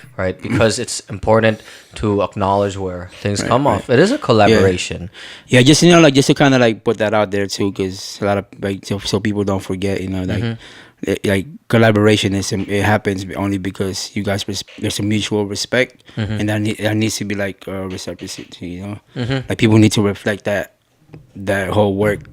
So but going back to like what you asked about, like me doing pretty much sharing and offering and opening a space for the youth, like Native Immigrant youth who like they all speak Tagalog, and to kind of give them a platform to like process things that are happening to them, like in and out of their lives, in the household, and personal things that are happening in their life, and how they could kind of like synthesize it through writing and then like performing, and then having a response from the community who will be like, hey man, like I feel that way too, like those conversation happens, right? So having to do that, like for me, like that's pretty much like because I came from that too. I came from that whole like having giving a platform to speak, to kind of like to share your work, share your words, share your express, and that thing is important, and knowing that in the climate now, a lot of like the art program are very like are the first one to go, when it comes to like budget, and so but then at the same time, it's such like a integral part of our makeup, our identity for a lot of urban youth. Like art is like the big thing. Like it always go back to like anything. Like, oh, how did you become a mayor? Whatever, right? Whatever it may be. Like how do you get to the thing? And someone, believe me, like people go always bring it back to like, well, I used to be I used to be an art. Like everyone have like their talent within them, like artistically kind of like skills. We all have it, you know, but like and we all come to it in different angles, and it's so important. But like it just sucks that like it's the first thing to go is hella like underlooked, you know. So I mean, like that's pretty much like my work, you know, like having to do music, and then it still evolves. Are you working with Johanna? No, I'm not. But I mean, like even them, like Johanna, shout out to Johanna, they're like doing great work. They pretty much the group that I worked with. They were part of Bayanihan and Songcan. Yeah. And but a lot of them were like they were rapping. They got into it, but they were really into like organizing basketball league. They were like basketball players, right? That was their thing. That was like, and you don't wanna force certain things, you know, to people, especially because like you don't want them to be like. But hip hop is always gonna be part of their stuff, right?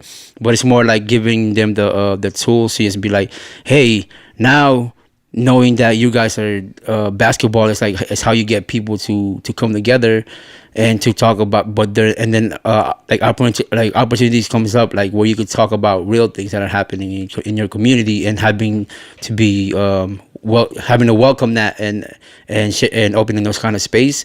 Like those they did it, and they use all of like the things that they've learned from like how to come up with a proposal, you know, like little things, you know, like or how to even like hold a meeting, you know, like together, like out, like you know, like not if we didn't get those like those kind of like structured things when we meet.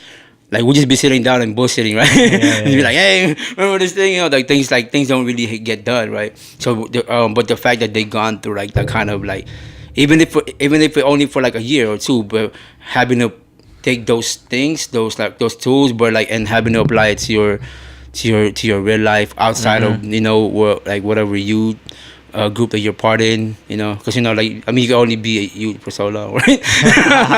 I'm nearing that, bro. I'm nearing that. So you know, like, so you gonna, but it's always to just be like what are you doing now? Or like either you are back at the workforce, like back in the workforce, and so immersed into it, and then like, but still like there's certain itch of like, oh, I still wanna like volunteer in the community, you know, like they're always gonna have that kind of like foot in or even like you know like input in the community whenever they want to. They could plug in and out, you know, but just don't be a you know, like going back to what you're saying, right? Like we're all part of this whole struggle, right?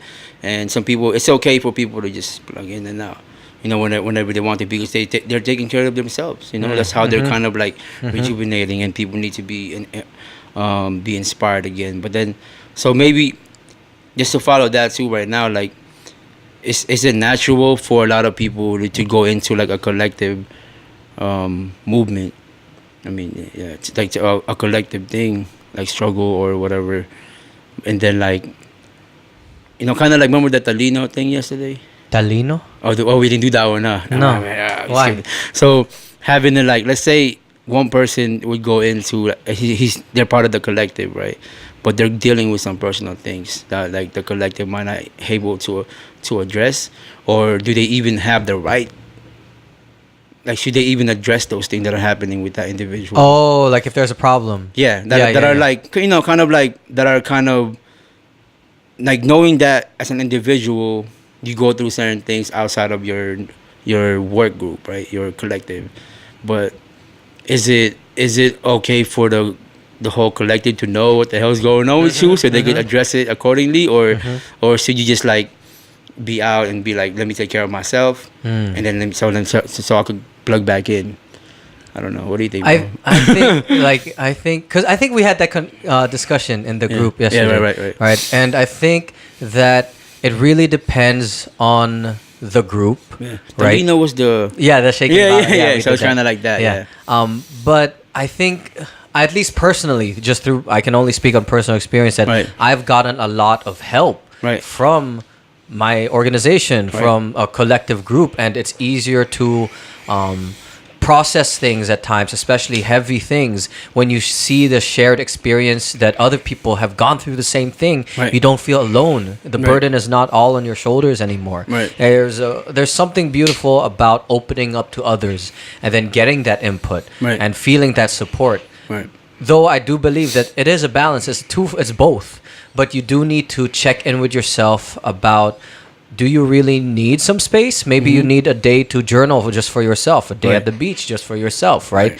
But not to forget the tools available to you, that the community can support you if you want to open up to them, right? And then the community itself has to be either through its culture or trained to be able to open up spaces for expression and to support in healthy ways, right? Because other communities might be just like, yeah, fuck it, don't worry about that, bro. Like, you know, strength, like whatever, like man up, deal with it. Like fucking deal with it, bro.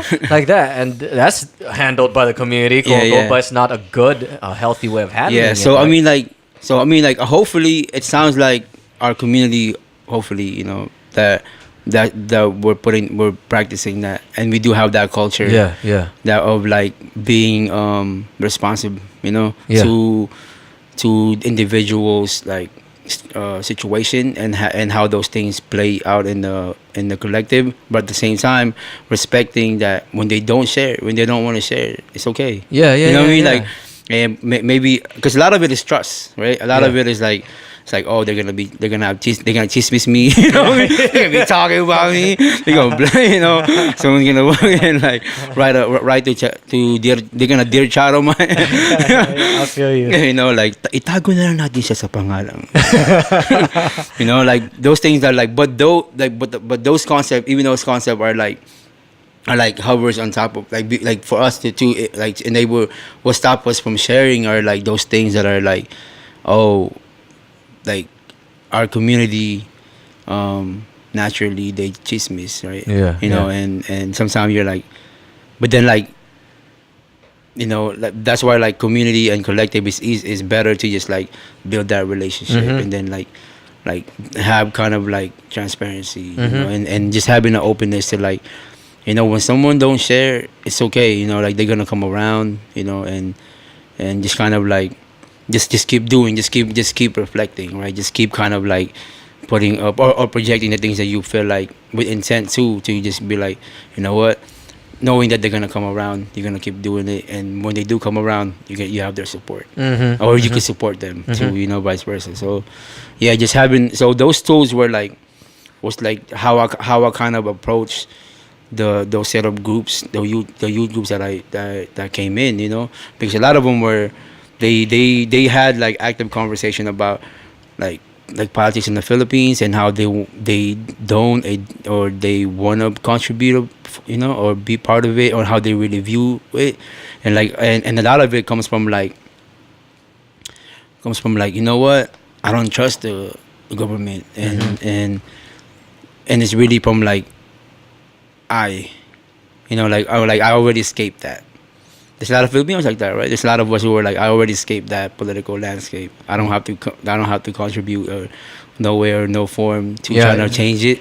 You know what I mean? And even some folks, like I've met Filipinos, even my own family, who lived here now, and they're like, there's no hope in the Philippines. Why are you even going back to the Philippines? Wala na yun. Yeah, I've had family members. But it's very discouraging, right? Yeah. It's not even like it's one of those things where like, I can't believe I'm hearing this from you. You know, like I can't believe it. You know, like kind of like, wow, like all these things that I know of, like information and identity, and what brings you up, what sets you apart from when you go out there. You know, those things are like important. But then when you have like even your family members saying that, wala na yun, kalimutan mo yun, wala na.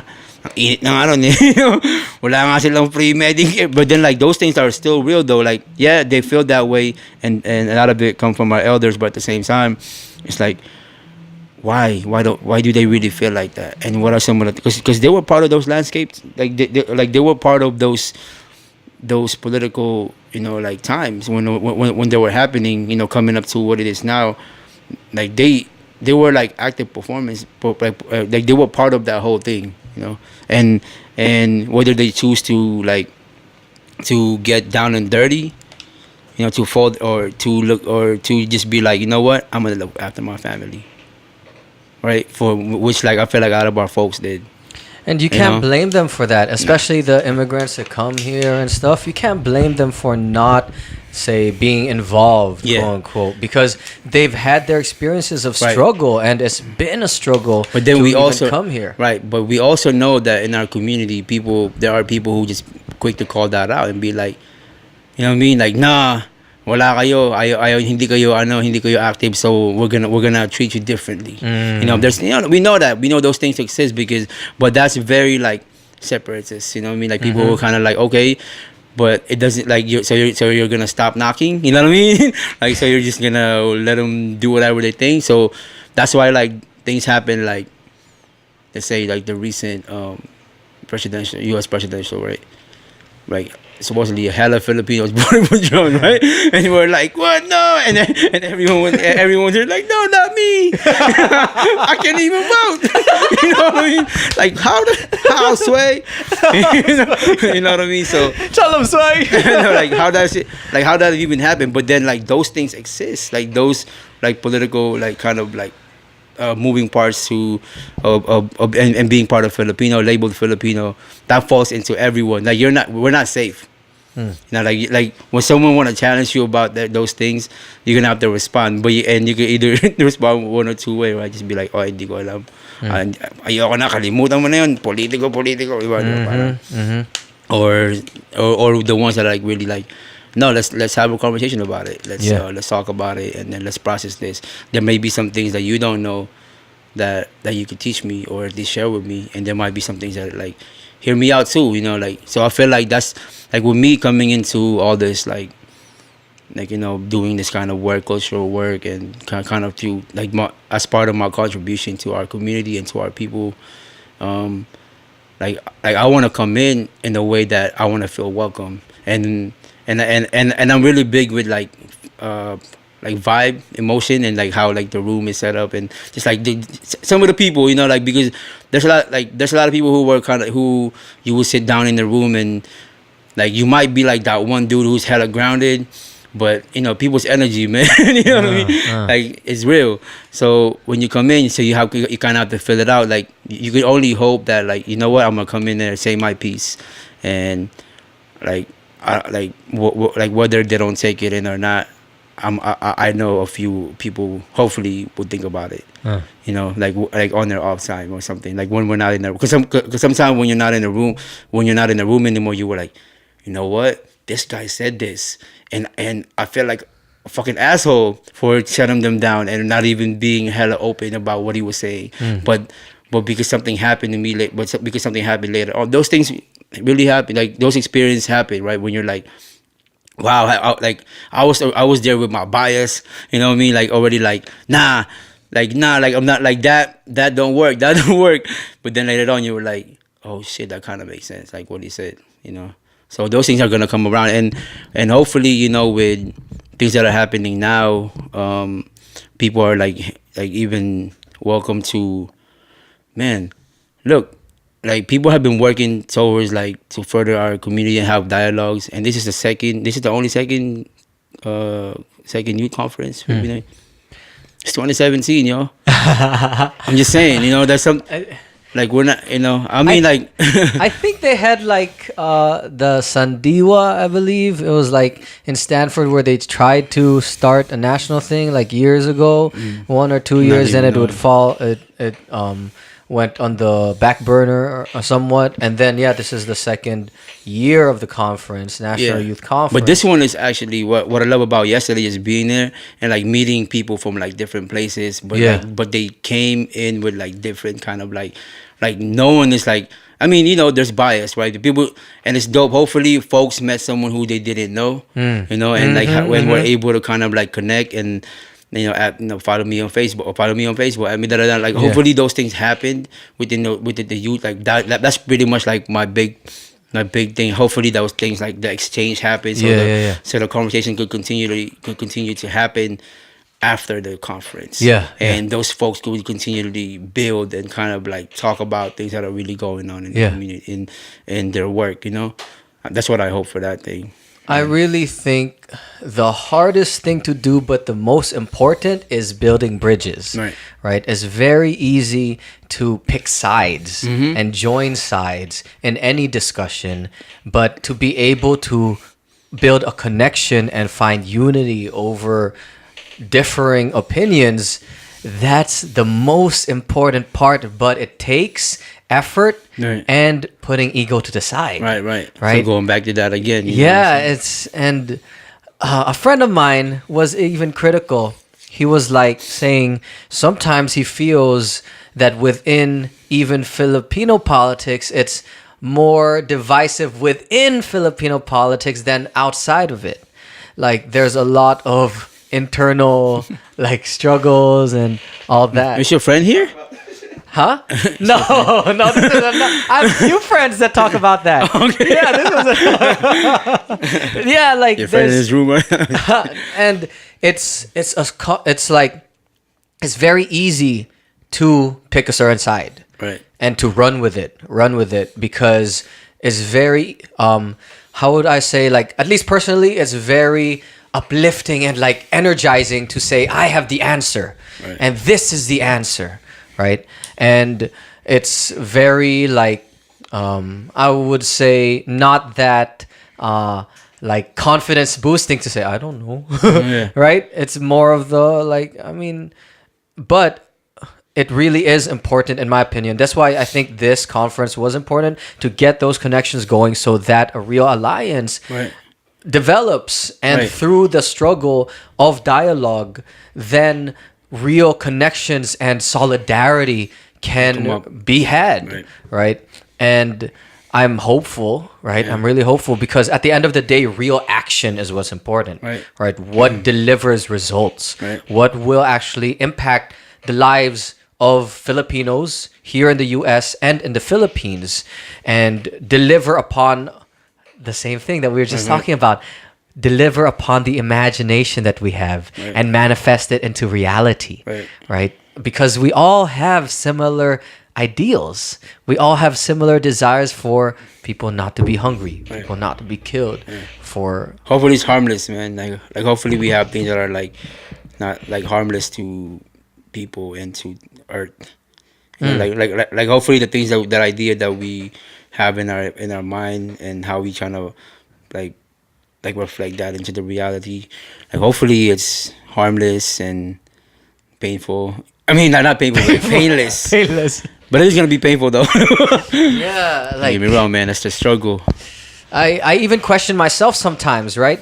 Like, am I too idealistic? Is transition of power and into something more equitable, like, only going to be achieved through violence? Because the people in power who hold guns and who hold violent power won't give it up without violence. Yeah, but then like, if that's true, we already lost, man. You know what I mean? Like we're part of those battle that are like, it's not even, you know, it's not a even playing, like it's not a fair game. So but then like we get super creative. We were like, no, like no matter how long it takes, we're gonna be part of it. We're gonna pass it on. That's why the whole thing is big. With like it might not happen during our time. Imana? Like not like it might not happen during our time. Imana. Sounded like Imana. That means Tagalog word of the day. Imana. Nah. To be like someone else. Imana. We gotta write that one down. Put that in the dictionary. You know, like it might not happen during our time, but the fact that we're contributing to those things, you know, hopefully, yeah. It is progression, right? It's progression, right? Something that people could really measure too, you know, and enjoy, you know, and I kind of want to go back to like what we're talking about, like how a lot of our family, like, does not like partake in the movement. What do you feel about that?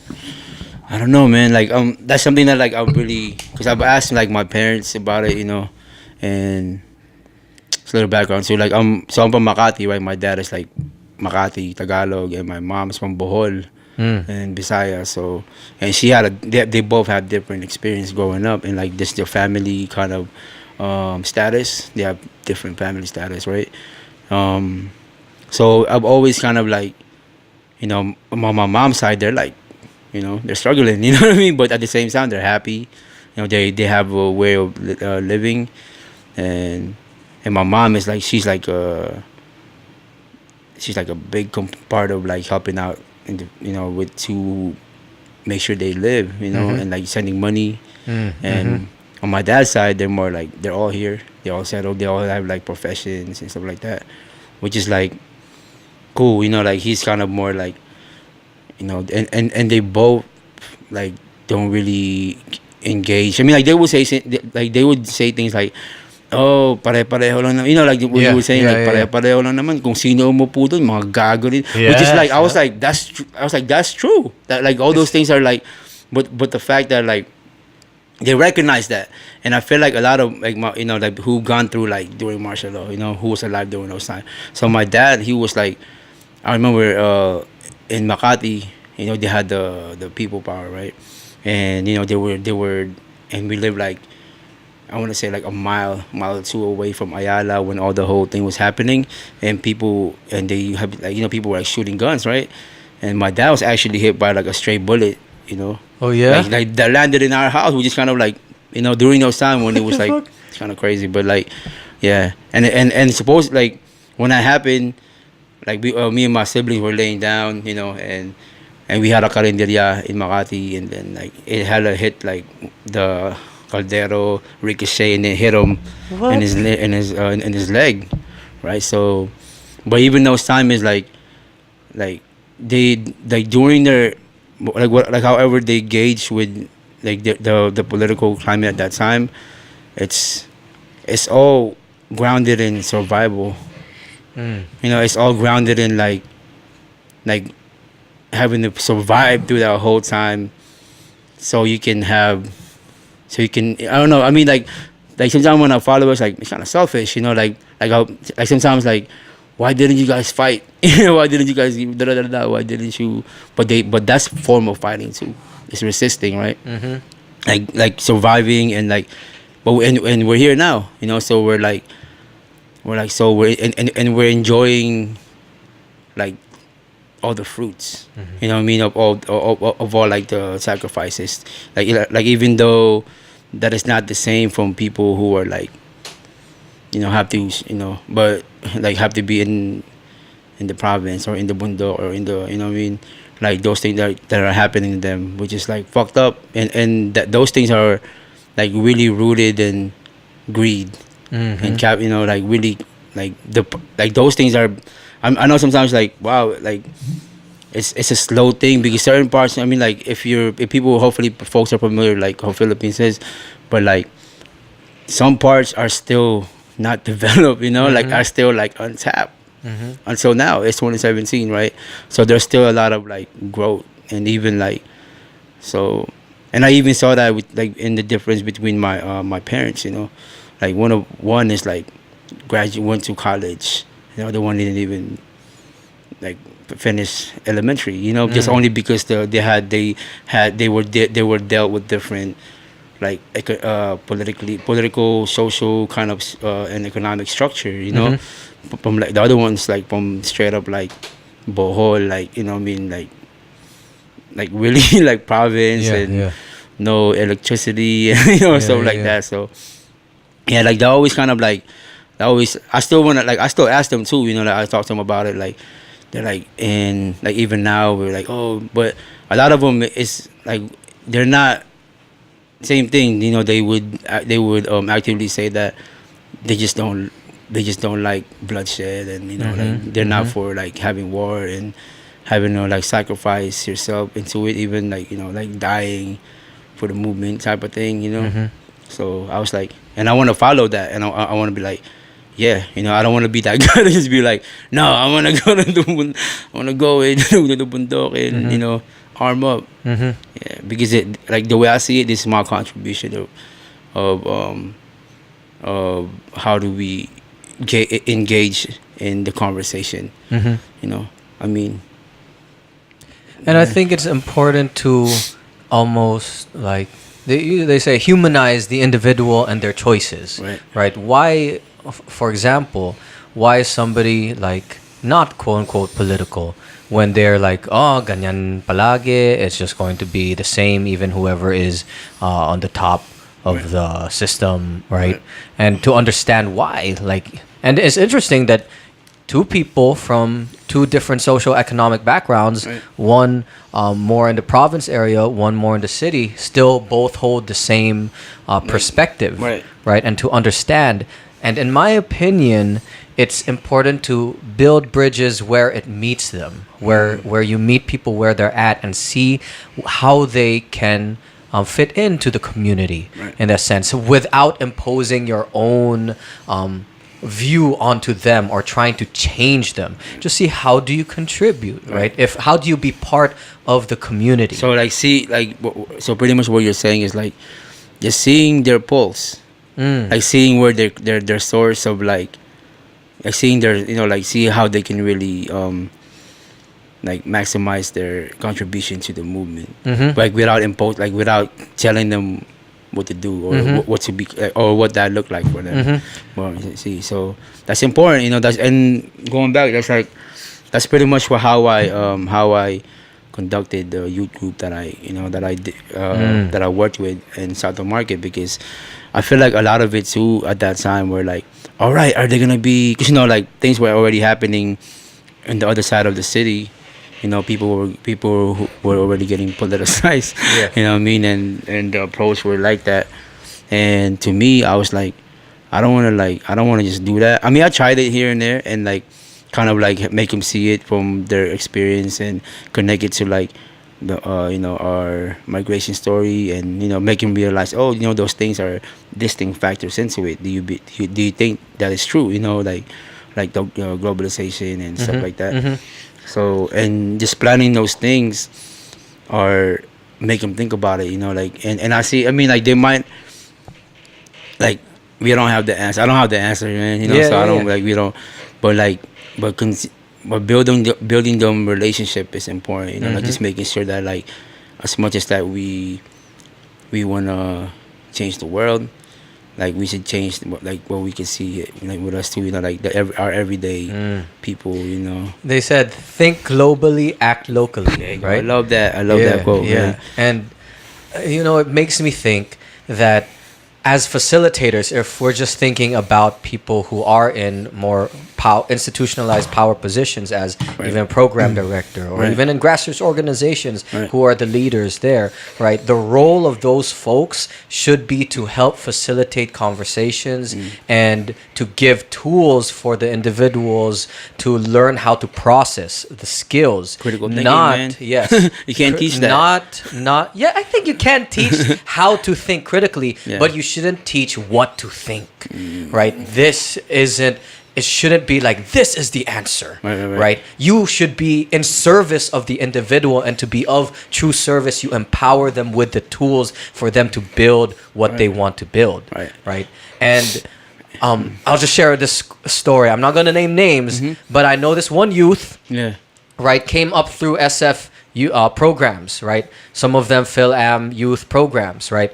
He shared with me, right, that some of the programming that went through all this woke ass shit of like this issue, actually had, and even he was saying, it felt like they were trying to turn me into an activist or train me into becoming an activist, to the point that it had a negative effect on his mental health.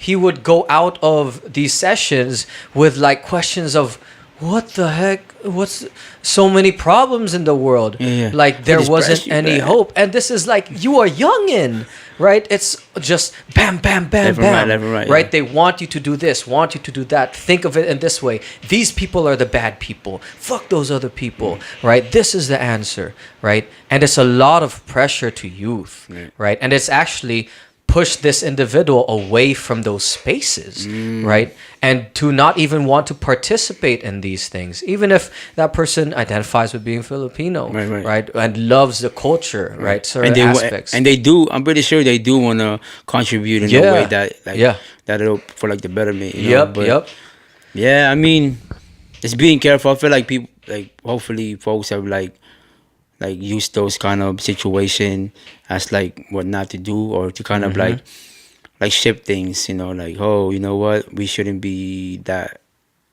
harsh, you know, because we have to remember that these are still individual who are like going through their daily, you know what I mean, like their personal like development, and if you're not too careful, you could turn them off, or you could depress them, you know what I mean, with like things, the information that you give, and then not even offer like a program or even a help to, like, you know what, hey, you know, I know this thing is heavy, but there's this thing that you could do, like, if you're not too careful, and like you said, like, that's why facilitation, I feel like it's a thing that we do, that like every time we facilitate, we learn something new, right?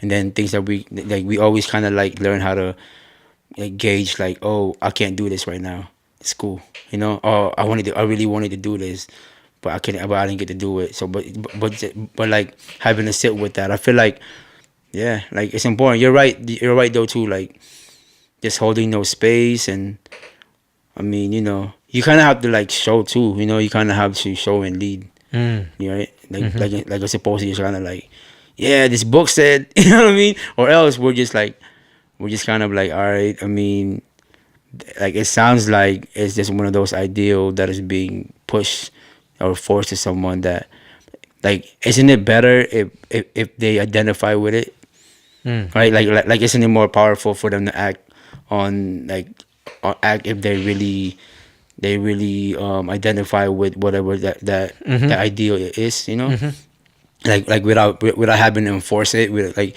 have them realize it. There's like, you know what, I really think that's part of my life, so I'm really gonna go for it, you know, like really talk about it, walk and live that. It's almost, in my opinion, like presenting all the options and then saying which one catches your attention, and then letting them go walk down that path and supporting them in that avenue. And that's the like a system that encourages individual growth in order for them to be members and contribute to the community, to grow, instead of like, you know, making them into the community member you want them to be. Right. And man, it's always abrupt. I know. Hey, where we at though? I'm waiting for another beat. Would you want to throw on another beat, freestyle, and I'll tag team our guest in the room. I know, man. I'm like, for a freestyle, because this homie right here needs to go pee. So once the beat comes on, we're gonna have a tag team with this homie. He was on episode 3 or something. This is the only third time you've done it. I may be able to freestyle some piano to this one, but like, y'all go freestyle though. No, freestyle, I'ma call in my homie Infinite Seth. He gonna get it real like a quick step. 6, one of them, real quick. I'm just having fun. Hey, he real slick. Where you going, my brother? I just have to go ahead and I'll go pee. So just come in and substitute for me. My G. KuyaKC, about to go pee, so J.O. gotta step in and bless the damn beat. From Mister REY right across me, he's looking at the keys, nah, he's looking at his phone. I don't really know, I'm chilling at my homie's home, so let me just rip this. Let me just rip this like a piece of paper, keep it going, we just reppin' the bay, bruh. Like some scrapers, like a scraper bite, keep it going, homie, I'ma rap all night, yeah, I don't even write. Only sometimes I like to design, I like to find rhymes coming from my mind. It's like a waterfall. Keep it going, homie, keep it going. We want the ball, we want the ball. We want the ball, we want the ball. We want the ball, we want to bounce back. Keep it going with the ill raps, with this ill cat. About to freestyle on the keys, what's up? Yeah. What? Yeah. So I wake up in the morning and I ask myself, refresh myself, run to the fridge for help. Refresh yourself, refresh yourself. In your closet, I don't really know what to say next. Keep it cool, keep it fresh. Running out of breath, it's young Seth. About to go bless this beat like a priest in the church. I'm about to heal, not hurt. We about to build right there, right there. I'm an architect sitting on the seat, sitting on the set. Who's next? Who's next? Kuya, where you at? Happy birthday to ya. Keep it going, homie. Shout out to my Kuya on his phone, dancing right there. I don't really know, about to never hurt. Yeah, it's all about that healing. It's all about that healing. Keep it going, kill it. Yeah, cause I keep it real grimy on the beat. J.O. keep it going on the seat. I spin, I see, I bless these beats. What's up, Mister REY? Hi, my name is JOSEP. H, keep it rolling like some skates on your feet.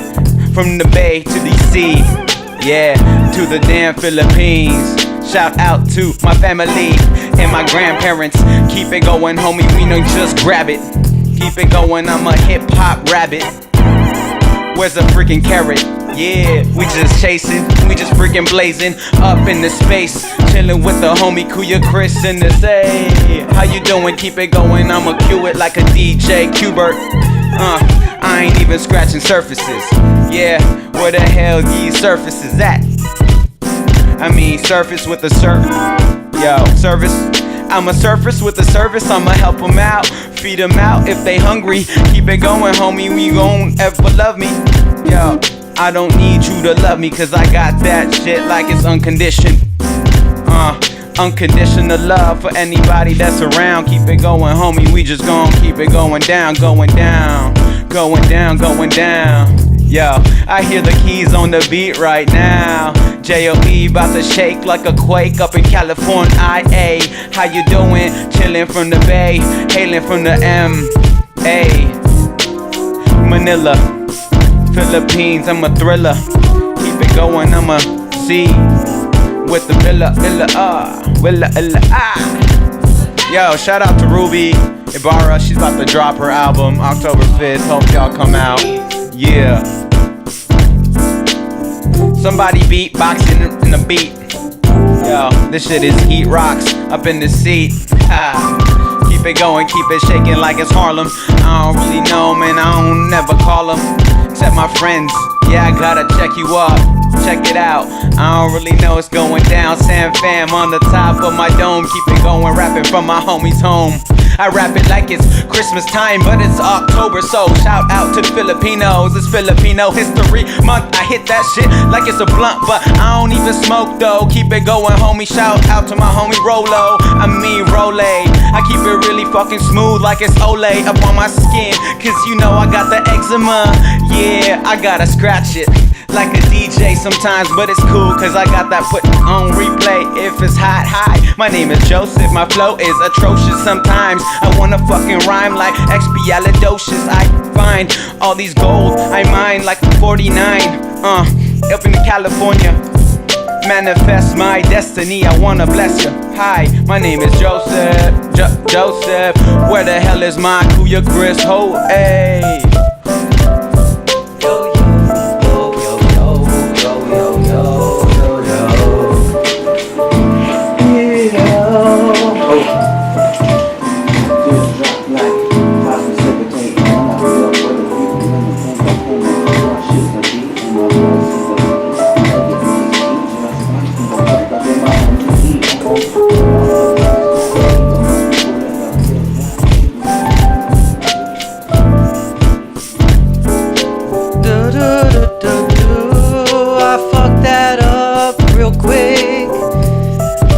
Accidentally pressed stop on the recording, then I started it back up.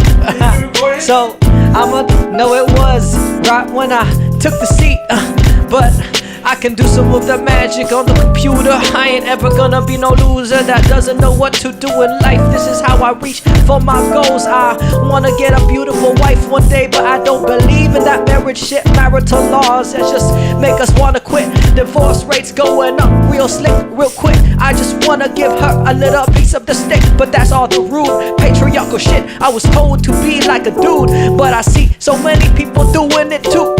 That's how society conditions you to just view women as if they were one or two prizes. I just wanna get back into a new type of life that is better for the youth, better for the youngins. Damn, I ain't too down for all the dumb ones who just propagate the way that the world turns. We need a better day while the world burns. I just wanna go like Sway on my musical shit. I be ripping with my homies real quick. I've been ripping.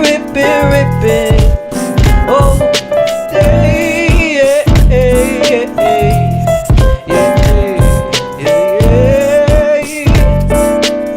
Get it, Mister REY. I've been ripping it slick, I be keeping it quick. I be shitting on this. Look at my brown stick as I woo. That be like a horn sound that got me going now. Ooh, kick this real quick. Ooh, Mister REY with that fire.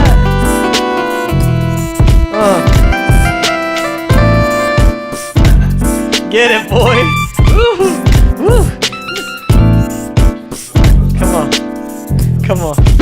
Woo, woo.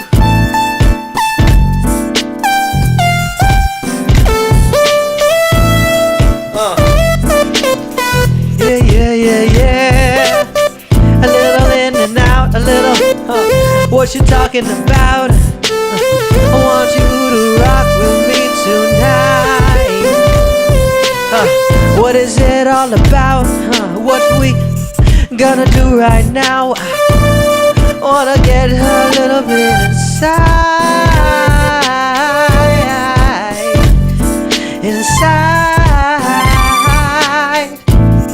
Let me get in between them thighs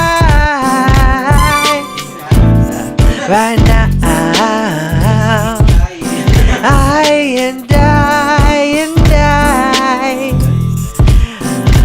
I the way you clean it, the way you move it, I just go losing.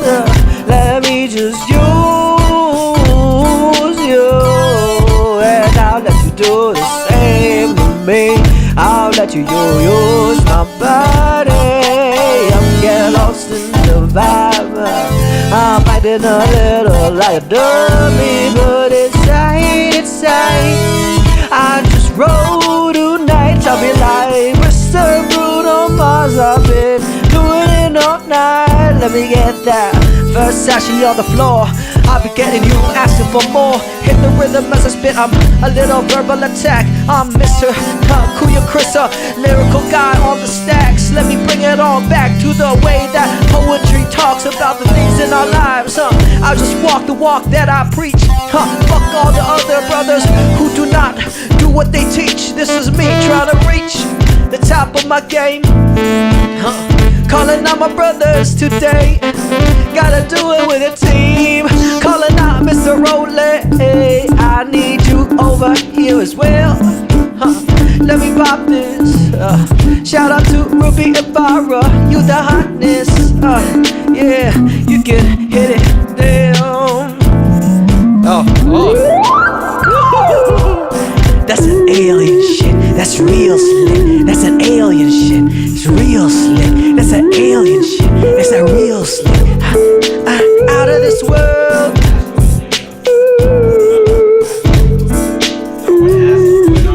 Hey, throw that asteroid right out right now. Let me get it bumping all night right now.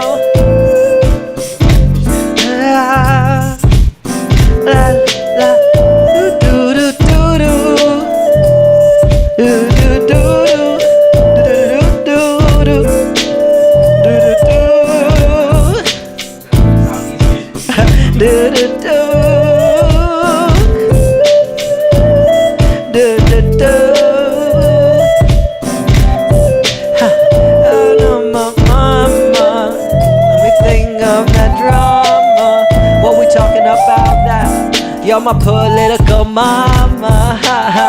Hey, give me some of that drama. I can make you a monster.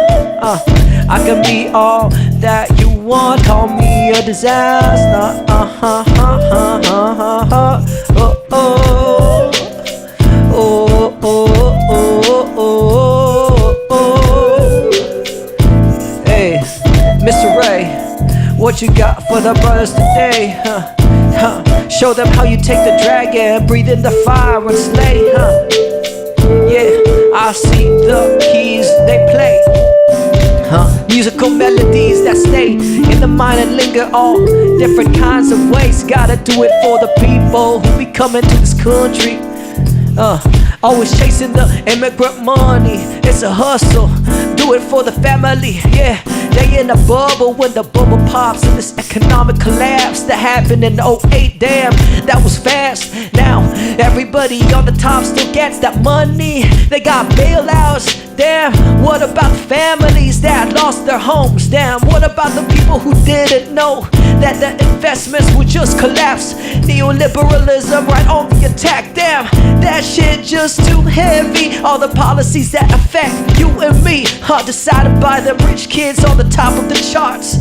Damn, I be feeling from my heart we gotta change it. Gotta change it now. Gotta change it. Gotta change it now. Gotta change it. Gotta change it now. Gotta change it. Gotta change it now. See, we be talking about the Philippines. What's going on? All these family dynasties just way too strong. They control the police. They control the people with the guns. Ain't really that fun for the people who do not have enough. Yeah, gotta change it pronto for the kids living in Tondo. I'll be calling you out, yeah. I'll be growing up in the city, seeing and fault myself. Kids on the outside begging for help. What's going on? Gotta change it. Gotta change it, bruh. Go, Mr. Ray.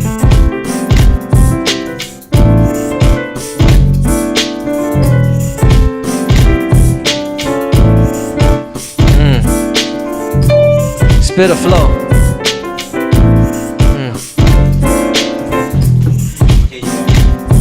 Oh, change it, change. Damn, this is Mr. Ray all day.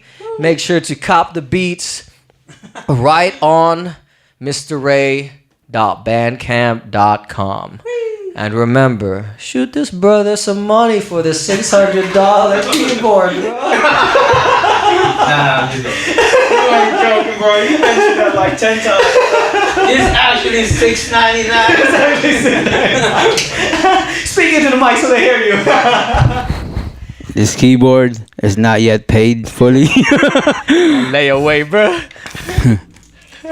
Shout out to credit. No, just zero interest. You got another beat, you said? You got another beat to let us speak on? I was messing around with the weekend that SZA beat, but like I was listening to that song and it made me want to like write a piece about it or talk about it because something different, right? Like the weekend song. The weekend song by SZA, right? Yeah, but like something different, like different approach, right? No, but no. I'm just talking about the content of the song. Yeah, it's kind of fucked up, bro.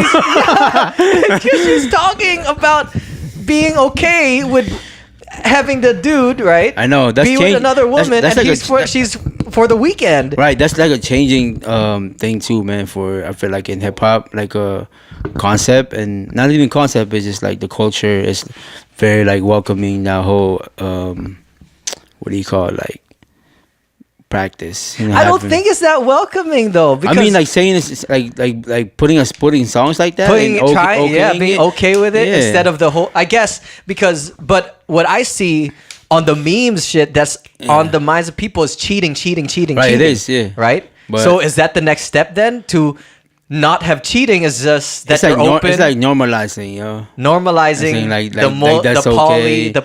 polygamy or polyamory. That's pretty much like that. I mean, like that's out there now, like that conversation. Like it's just dangerous, Shit. It's very dangerous. I don't know. I mean, that's ideal?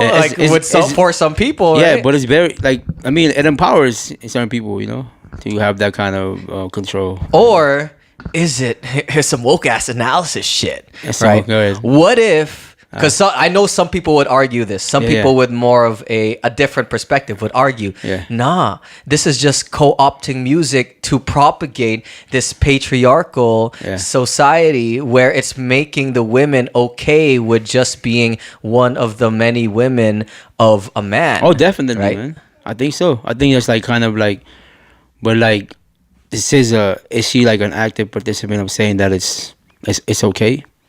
Like she could just be part of that whole like patriarchy is alive and well. Is she saying that? I don't know. I haven't listened to all her songs, but I was just listening to it and like, damn, I guess she's dope though, man. I mean, I think it's hard for us to just come to just listen to it and hear things from other perspective. Yeah, from other ears. So I don't know, man. Have you heard that song, bro? I want to know what this guy thinks about that song. That'll be his homework for the next time he's on That's your homework the podcast, weekend, bro. Right? but just based on this song, what are your thoughts? On SZA? Yeah, that's that weekend song.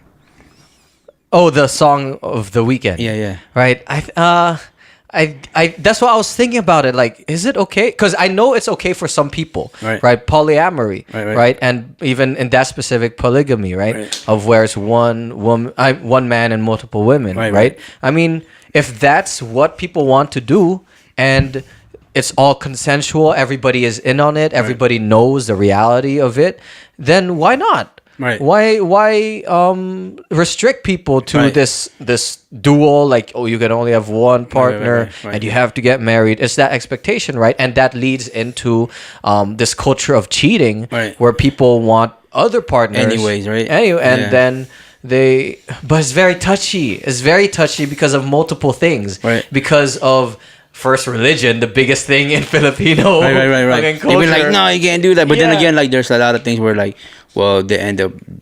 I mean, like, it's respecting how, like, where people is at too. Like what they're feeling, if they're like falling out of love and they really want to do that kind of thing, or Yeah. But I don't know, but it's still part of me, because maybe I've just heard the criticism of patriarchy a lot too. It makes me think, is that patriarchy? Is that like, because it benefit, especially like just strictly polygamy, like where it's one man, a hell of women? I don't know, but it's coming from her though. It's coming from her perspective, so it's like she's okay with it, and she's probably like what came out of this too is like the other side, like, so does she have multiple? Yeah, but the girl, like people got creative. They were like, oh, you know what, like, while you're doing that with her, I'm doing this with him. Or her, you know what I mean? Or, like, things are like those things are, that's how people are interacting with this song. We're kind of like, oh, that's how you feel, or this is how I feel. You know what I mean? Like, and it's almost like kind of like setting like their fire. But then, like, I feel like for a lot of youth, a lot of kids who are listening to these things, or if it's not carefully guided, like there's no like carefully guided conversation around it, it could go like in ways that people might not expect, especially for kids, like experimenting, and they be like, bless you, man.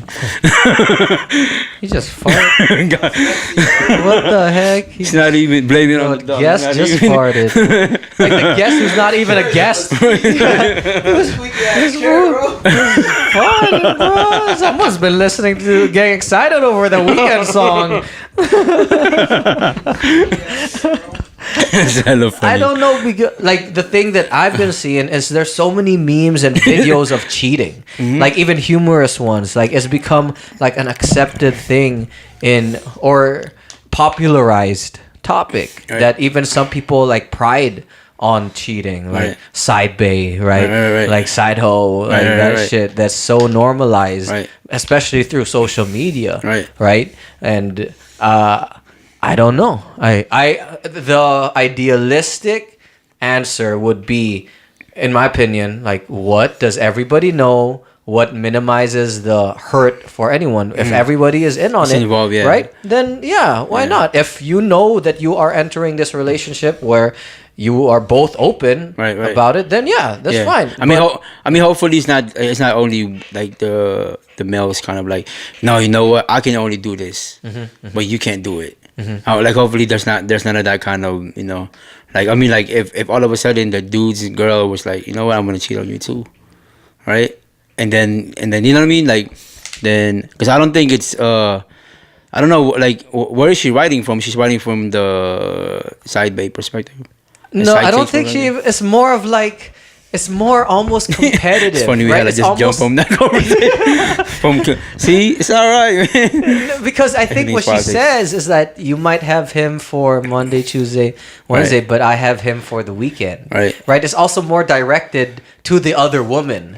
Right. Than to the man. Right. It's more like, hey, look, you can have him for those days, but I have him for like the good days, like the weekend days, and I'm his weekend woman type of thing. And I feel like those things, like those situations, it's been happening. Even like, I don't know for sure. I'm trying to put my business out there, but like, I came from this kind of home, you know, like kind of like I know my pops, you know. Shout out to pops. Your shit is out there. Oh my god! I mean, you know, he knows that. He lives with that. But like, you know, those kind of situation, yeah, man, it's like it's real though. Like those are like I'm hella open to have those kind of conversations too. Where like, because I have 3 kids, you know, and damn, son. I know, and I've been with Shar for like hella long, and you know, we're not married. I don't believe in marriage only for like the reasons that are like legal. That and my the household that I come from, you know, like that kind of shaped me to like, they're like that shit is bullshit. You know what I mean? They kind of call it out, you know, only because like things that are happening within the household. But at the same time, like when those things are, when you're not too careful, you know, like yeah, you're thinking about yourself now, but then there are other people who are like gonna have to. They're like other players in those. There's other people within those action that are gonna be impacted, and they're the ones gonna be dealing with it like later on in their own life, you know. So are we? What are we really doing? Like what kind of culture are we really fostering in terms of like to kind of it's one thing to just be like let's talk about it, let's you know let's bring it out there, but is this really like the safest? I guess that like I'm gonna step back, but like I guess like music is always been like challenging too, though, right? Challenging certain issues that are like difficult issues. So I think I mean like, and you know we listen to like we had a vibe to those kind of. The beat is dope. It's a concept that people have been thinking about, you know, and that's been happening for a long time. So I think it's just like, I think it's pretty, like I think the conversation is gonna happen more, you know. I kind of want to like look up like an article or something, or even an interview from her, like answering like, what do you really think about that? What was your, you know? Because sometimes I feel like artists. There's so many vague artists out there too, man. Sometimes, you know, they just make songs to make songs sometimes. Yeah. And then when you ask them like, oh, what did like how did you? What was the creation process, right? Yeah. And they're just like, I don't know. I just wanted to do it. And then you're like, wait, what? Yeah. Like, shit. If you're not ready to engage, man, you know, like don't bring it out there. Yeah.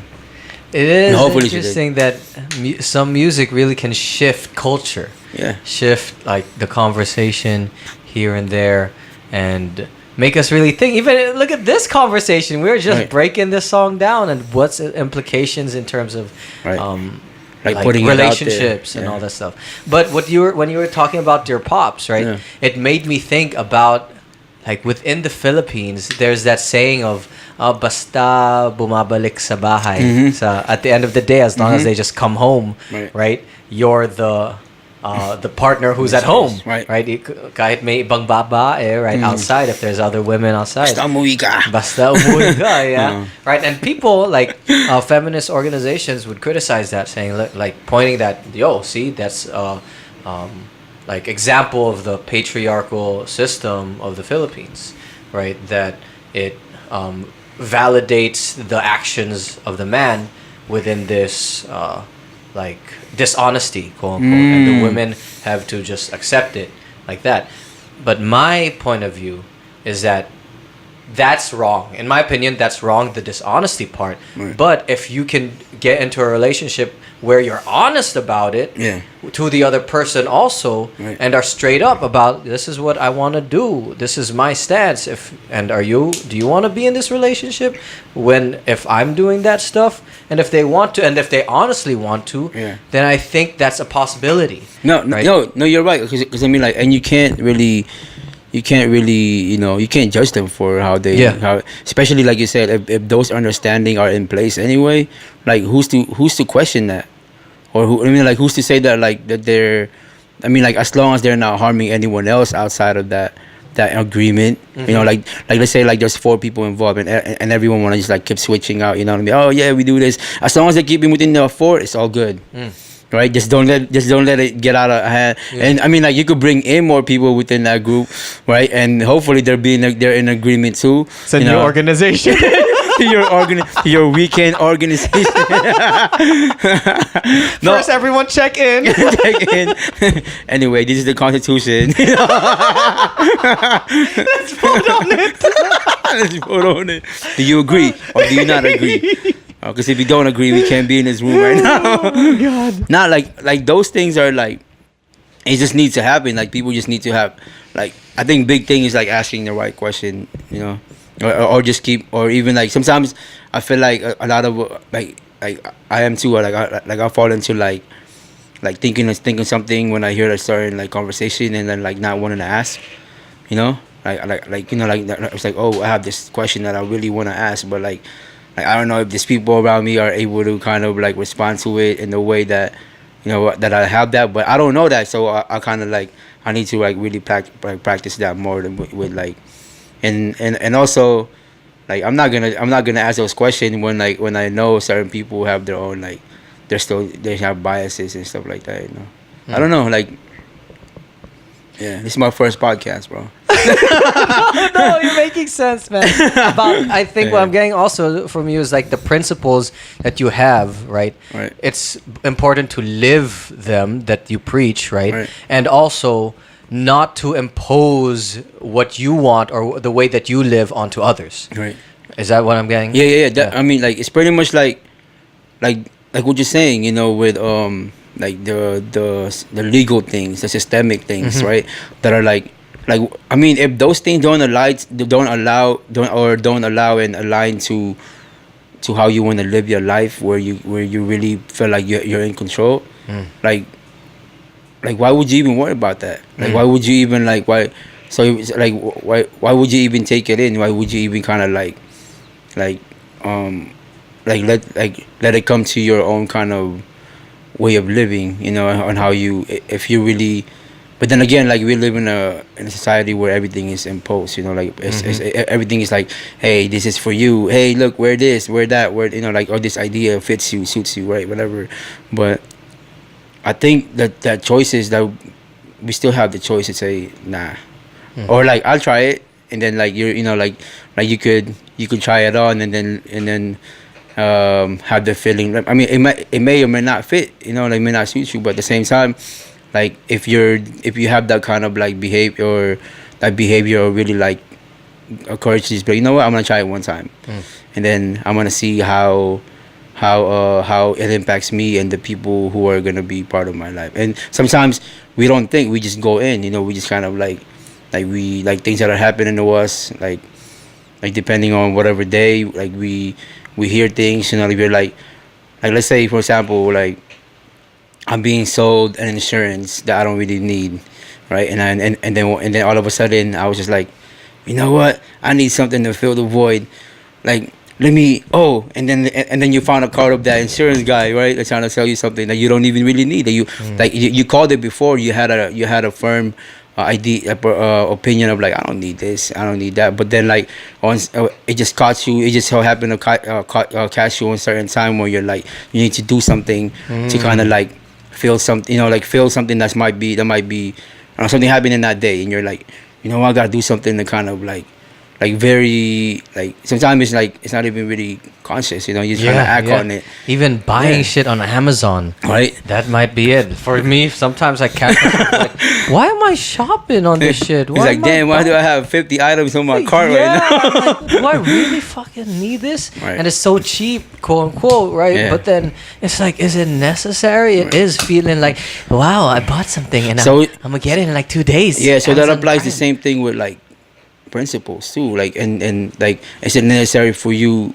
to take on extra things that you feel like that you already know that might not even for you, but the fact that because sometimes we're very like we feel that like naturally we're always like trying to feel something, we are trying to add on to things that we like, because like I don't know what it is, I don't know, it could be like, oh, nagsawa na ako sa concept na yun, or like, what's next? I'm not, we get, but then like, but what about mastery? What about really honing into something that are like, that you really believe, and then becoming that reflection of that, and as opposed to just be like, oh, that don't work for me anymore, throw this one away, or, oh, you know what, I'm gonna keep it there for now, but then like add on another thing, so I suppose it's like consumption. Endless consumption. There was this interview with Saul Williams where he said, like at this age, at this time in our world, that we're constantly being bombarded with information left and right, and all the time instant information, that like you kind of have to learn how to have your own diet for in your information. You know what I mean? Like how you take, and those are like principles. Music too, you know what I mean? Like things and information that are like, damn, how, like, yeah, I'm hearing this thing, but like, am I really gonna take it on? And like, am I really gonna like, I'm not gonna get a tattoo of that. You know what I mean? Like, am I really gonna like really make that a thing for me? Or so like, it's also very important to be critical of even the music you listen to, right? The things that you fill your mind with, what accounts you follow, right, because that's almost training your mind to be. It's normalizing, normalizing. So like, it's like the normalizing behavior of like seeking for something to feel something. You know what I mean? Like, because we're always trying to be like, oh, you know what?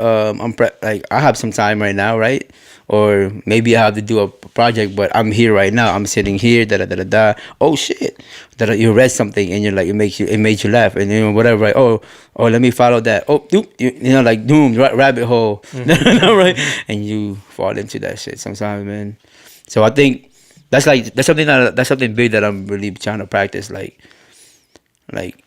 as much that I enjoy a lot of things, like new things, and just but having to kind of like not so much control it, but more, that too, like information that I was like I really want to like take little things, maybe 1 or 2, 3 concepts, and like really work with them well until I understand that, wow, this is like I could work with this now. I could bend it in ways that I'm gonna keep it, and then that's when you kind of like, okay, what other things that are out there, right? To transition into getting into the wrap-up section, I want to revisit, because I don't think we fleshed it out, for you to share, what do you do at FMHI, and how did you get involved, and what is the programming that you've been really involved with? Cool, man. This is like, it's very deep. So it all comes to like being a youth worker, and at the same time being a youth immigrant, Pinoy youth immigrant, and having to have like an inspired of things. So like we don't really have a set culture in our Filipino community where we are open to seek and to speak to each other in terms of like what really are going on with with us, you know. Like we don't have that like sharing culture. Yeah, we share food, you know what I mean, right? And karaoke, you know, that stuff. But it only from there. But other things that are like that is not welcome, like, you know. So the big thing with FMHI is like a campaign, like to like end stigma on mental health, like within the Filipino community and beyond, right? But pretty much like how do we transform mental health conversation in our community, and it's gonna take contribution from everyone, you know, it'll only become what it will be if everyone are saying their piece into it, because we are, it's not an isolated thing, you know. Everyone is dealing with it, but we just happen to just keep it bottled in until something big happen, or we have like practices that are like very like suppressing, you know, like, you know, when they tell you, oh, idasal mo na lang, Just pray, right? Pagdasal mo na lang, o bahala na, or but basically like practices that are like not like, it's like it doesn't address it, you know, in a way that we're making progress. It'll more like, remember the whole analogy of like closet, like, oh, there's this thing happening, oh, let's keep throwing it in the closet. Yeah. Right, keep throwing it in the closet, and then like later on, like you might want to get in. Remember that you might want to get in there and get something, and you're like, shit, I can't even find it. You know, you open the door, and all it just collapses on you, Yeah, and you get overwhelmed. Right. So like a part of it is just like I imagine. I don't know, when I went back to school, I was like, man, I want to be a psychologist, right? And then counseling, really becoming like the bridge between like newly arrived Filipino immigrant, you know, like focusing them, and like how do we like rile the energy to like pursue higher education, or to even like, oh, why, if not, you know, like why is that? To even have that conversation, like, you know, oh, if not the higher education, then why don't you, what doesn't this interest you to go to school? You know, like why you know, because I feel like a lot of our folks, I mean, like, I might be generalizing, but like a lot of folks don't really like pursue higher education, you know, and because like even from my own experience, like I'm like the first like college graduating like within my immediate family, you know, so that's kind of like, it's a big thing for me, and I feel like I owe it a lot to like having to pay forward for other people who were like, who came from where I came from, you know, or even my own family members, you know, just kind of like, hey, you could do it. There's no time limit, you know. Like we're all like as long as we're trying to better ourselves, so just so we can help each other out, like we're all for it, you know. But bigger than that is like I'm big on this thing where in psychology, it's always coming from a white male perspective, like bearded, you know, long beard male, old dead males, right? White male. But like, and I feel like we don't really have a voice, you know. We didn't have a say into like molding what psychology is, but it just kind of like prescribed that, oh, everything is all the same, you know, like depending on the symptoms. So I really want to challenge that, because I believe that we, like Pinoy, Filipino, you know, we always had our own psychology, you know. We always had our way of like like addressing things that is for our well-being, wellness, you know. And but like not to go back all the way from like, hey, you gotta do this, you know, you gotta go to this cave and see this dude with one eye, nothing like that, you know. Like more of just like, hey man, I heard a story. I'm not gonna go deep, but like it was true. But Go on a pilgrimage. I know, yeah. Like, Find the lolo with the one eye and the long hair on his mole. you gotta see Bentong up there.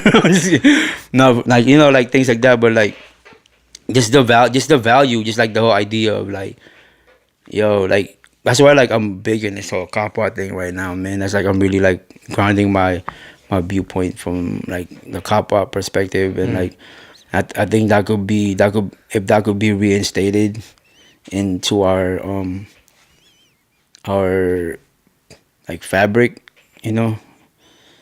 like I don't know, man. Like that's still like a dream for me, like kind of like an ambition. But like that's part of why I get involved in, like, to kind of just hold the space for those kind of conversation. Like coming. There's really no one answer, and it's gonna take all of us to shape this, and it's not gonna be just one person, like, who's gonna have hold all the things, because we all hold it. And that's pretty much like where I'm kind of getting into, like when I come into like the whole mental health piece, Dope. Yeah. And what are some of the programmings that y'all do for the community?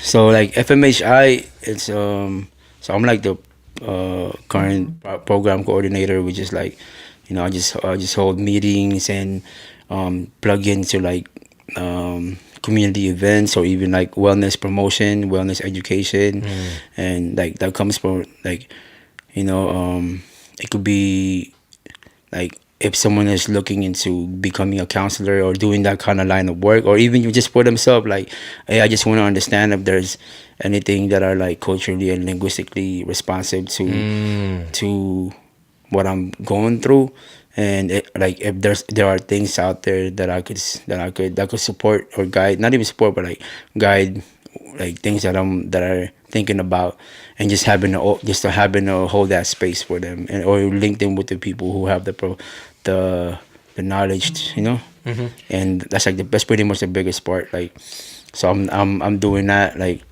and I'm really like every day I'm like, man, I want to just like do a lot of things, but I'm taking my time too. Yeah. Like I have all this dream, like, oh, we gotta do this, we gotta do that, but I'm more like, nah, you know what? Like, it's gonna take time. Yeah. It's gonna take time.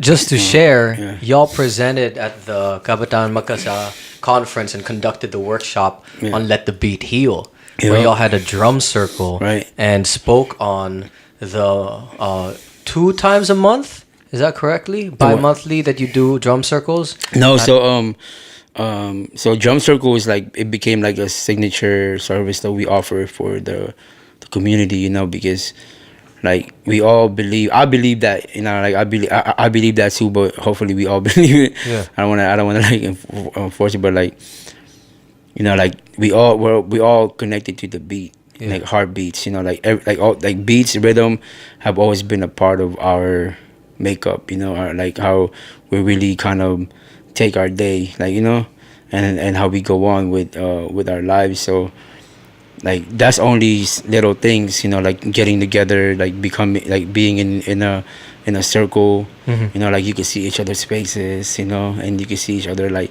you could feel each other energy. So that's kind of like, yeah, that's like one of our things that one of the biggest things that we've been doing like this past I want to say 3 years, Yeah. I mean, like even though FMHI was like officially established by like 5 years ago, but like I think the drum circle only came in like 2 years after that. I want to say, but yeah, I mean, that's one big thing. But we also, do other wellness promotion and at Bayanihan, where we're kind of like we use it as a hub. There's Zumba. There's Zumba, man, real shit. But shout out to Princess. Yeah, Immigrante, SOMA, and TL. A lot of those folks are like active participants of like just like moving, like and how that contributes to their wellness as mental health too. But yeah, like drum circle is the biggest thing. It's like kind of like the biggest thing right now with like as a signature service. But more than that, like we want to offer like or guide like folks community members, providers, workers who or folks in the community who are just our family, like members of the community who are like who wanna learn more about like mental health first aid, like kind of like CPR, right? So it's because it's a real thing. Like recently, I've gotten reached out by like family members who like, hey, my parents, they have anxiety, but I wanna link them up with like Tagalog speaking clinicians, and you guys, if we have any kind of like link or we have those kind of connections, and we do, so having to just kind of like be that bridge that you're talking about. So that's pretty much what FMHI is doing, to just kind of like be that bridge towards like wellness and start conversation, because I mean it needs to happen. We need to make those difficult conversations happen in our community, because like I mean we're all moving parts of this thing, and we need to make sure that like everyone is taken care of, right? Word, brother. Yeah, man. And I'd like to close out with two things. First, the question is, overall, what do you like to call yourself? Are you Phil-Am? Are you Filipino? Are you Philippine X? Are you Filipino? We like some identity question right here. On my recent project that I dropped, titled Ako'y Pinoy and X. Pinoy. It was an X though. Oh. I put an X there. Oh, so, okay. Because it's all like just welcoming, because it's not just me. Yeah. It's other people's story as well, and just having to like respect that too. I don't want to like folks to be like, oh, it's only for Pinoy. You know what I mean? Nah, like my mother is part of that story. You know what I mean? My sister and my partner is part of that. So. Man, my friends who could identify with that. So I called it Pinoy in Exile, and that's a bigger thing too to talk about. Like I always feel like being in America and being born in the Philippines, who were like politically, like we have to migrate here, so we're kind of in exile, man. And we're just telling stories. We're just kind of like writing stories and sharing back our perspective and how we can really liberate our people in our motherland, man, from like, because we're here, we're like big factors and big people who could actually make shit happen, like whether like we want to bring back the resource back home or continue to support our immediate family so that they are taken care of, or becoming an entertainment or maybe like winning a lotto. And just like buying Malacanang and overhauling the whole shit. No, like like we're here, like I feel like we have resources here. We have resources and like this past week, like just last week, I'm thought about like just listing my privileges, man. Like and acknowledging my privilege, gratitude, being Pinoy in exile, and I can't really speak about like other people's experience, and other Pinoy, but at the same time I could magnify that, like with that. That's why sitting in those kind of alliances and just say your piece, say like even if they're against it, just say it. It's like one way, like going back earlier, they have no choice but to hear you out, man. I mean, if they're really about unity, and like so that's part of me too, like those. But sometimes like it gets overwhelming, like you feel like you're by yourself and you're against everyone who's just kind of like conspiring, You just be like, nah, we're pushing for this agenda, and you're like, shit. Then why am I in this room, But yeah, I mean, like I always think everyone, like each of us who are like, who from the PI, from Pinas, and like having to come here, we are definitely like we could contribute so much more, in like reshaping our country, like because even me, like I still have aspiration to like go back home and build things, and like and it's a trip, man. Like I meet a lot of people who would be like nah, man, I'm gonna die in America. You know what I mean? Like I already bought a plot. But I was like, nah, you know what? I kind of like I have this dream where like I still want to go back home and like do something that are like tangible, And I mean, like using this kind of the resource that we're able to get here, and then like make sure our utility belt is. You know what I mean? Yeah. It's like it's stocked up. Got the skills. That's the skills. So and then bring it back, man. Yeah. That's what that's what we're really, because that's like how I really see, like change for me. Like how it's really gonna happen. It's gonna start only when we are in those positions to make change. And man, hopefully,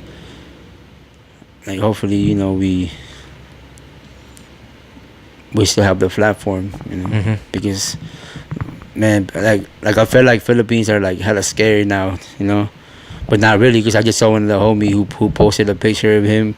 He was like, "Look, I'm in the random street in Manila. Like, I've never met these people.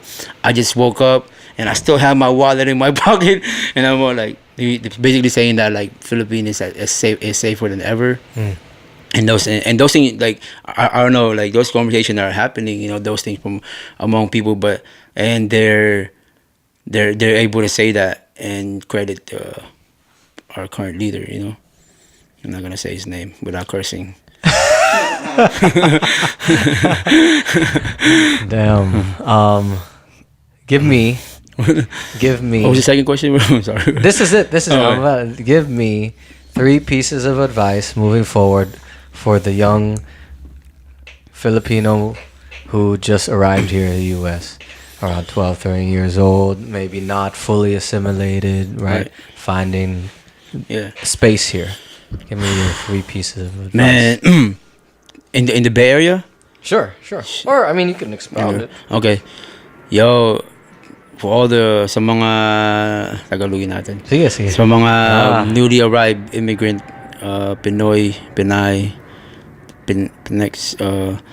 the Philippines, like take advantage of like all this, the community orgs, and just like be an active participant of it, talk to people, meet people, and walk into the community centers, and all these programs exist, like to help you, not to kind of like to bring you down. And they're like, we're not there. They're not there to take you down. We're here to uplift. So that's probably like, just be happy. Just walk in there with open mind and ready to learn. Roll up your sleeve. You know what I'm saying? And what are the ones? What? I was like, get money. Get money. Yeah. Just not too much though. Just right. Just right. I don't know. That's like for get into music. Do some. Get into arts. Get into like, even if like you feel that your art is not like, you're not gonna be like the best. Like you're not gonna have your shit in a museum or something one of these days. But just do something that's like outside of the ordinary, the things that you just don't stop learning, always be a student of life, and just meet people who are open to talk, are open to have real conversation, and hold on to those things too. Hold on to those people, learn their names, learn their face, what I mean? Just build. Yeah. Number 3. And get on that Kapwa state of mind. He said state of being. State of being. Kapwa state of being. The whole. Get on that. Yeah. Word. Thanks, brother. Thank you, man. But I would like to end with some Mister Rey music. Oh man, either straight keys or another beat. Should we just play something? Another Huh? poem, bro. Another. You need to. It has to be. Let's end it with with Balikbayan Box. And ended with Balikbayan Box. I gotta read it though? Okay. Anything. Needs to be live. Whatever you want. I got hella hits. Whatever. You're like, yo, who's that? Yo, What? that's hella dope. Whatever What? you want, brother. This is your space to take on and share. As like you said, this shit is what you were preaching a while ago. For you to get on it, hone your skills, and share. Okay, ito na lang. Oh, sige. Kumain, magdasal, magmahal. Gawain ng isang nawiling magkumpisal. Kung espiritual ang basihan at ang tipikal na takbo ay legal, siguradong limitadong kritikal. Kondisyon ng kriminal, alipin. Kung libre mangarap, bakit di malayang isipin? Kamalayan na gisingin sa pamamagitan ng pagrespeto sa kapwang pinag-initan, na pagtripan ng mga matataas ang ihi. Di raw ako anghel, kundi isang paniki. Kaya bukang bibig, bahala na si Batman. Ang hirap makinig kung ayaw kang maunawaan. Kaya kung handa ka kung handa kang simulan na ngayon, sundan ng kabanatang naitakda ng panahon, mapayapang rason, ako'y lalaban as long as you understand my struggle after I'm gone. Come on. That's All right, Mr. Ray. Mr. Ray. Signing out. Reyalidad 415 on IG. That's REYALIDAD 415. You want to end it out with a little keys?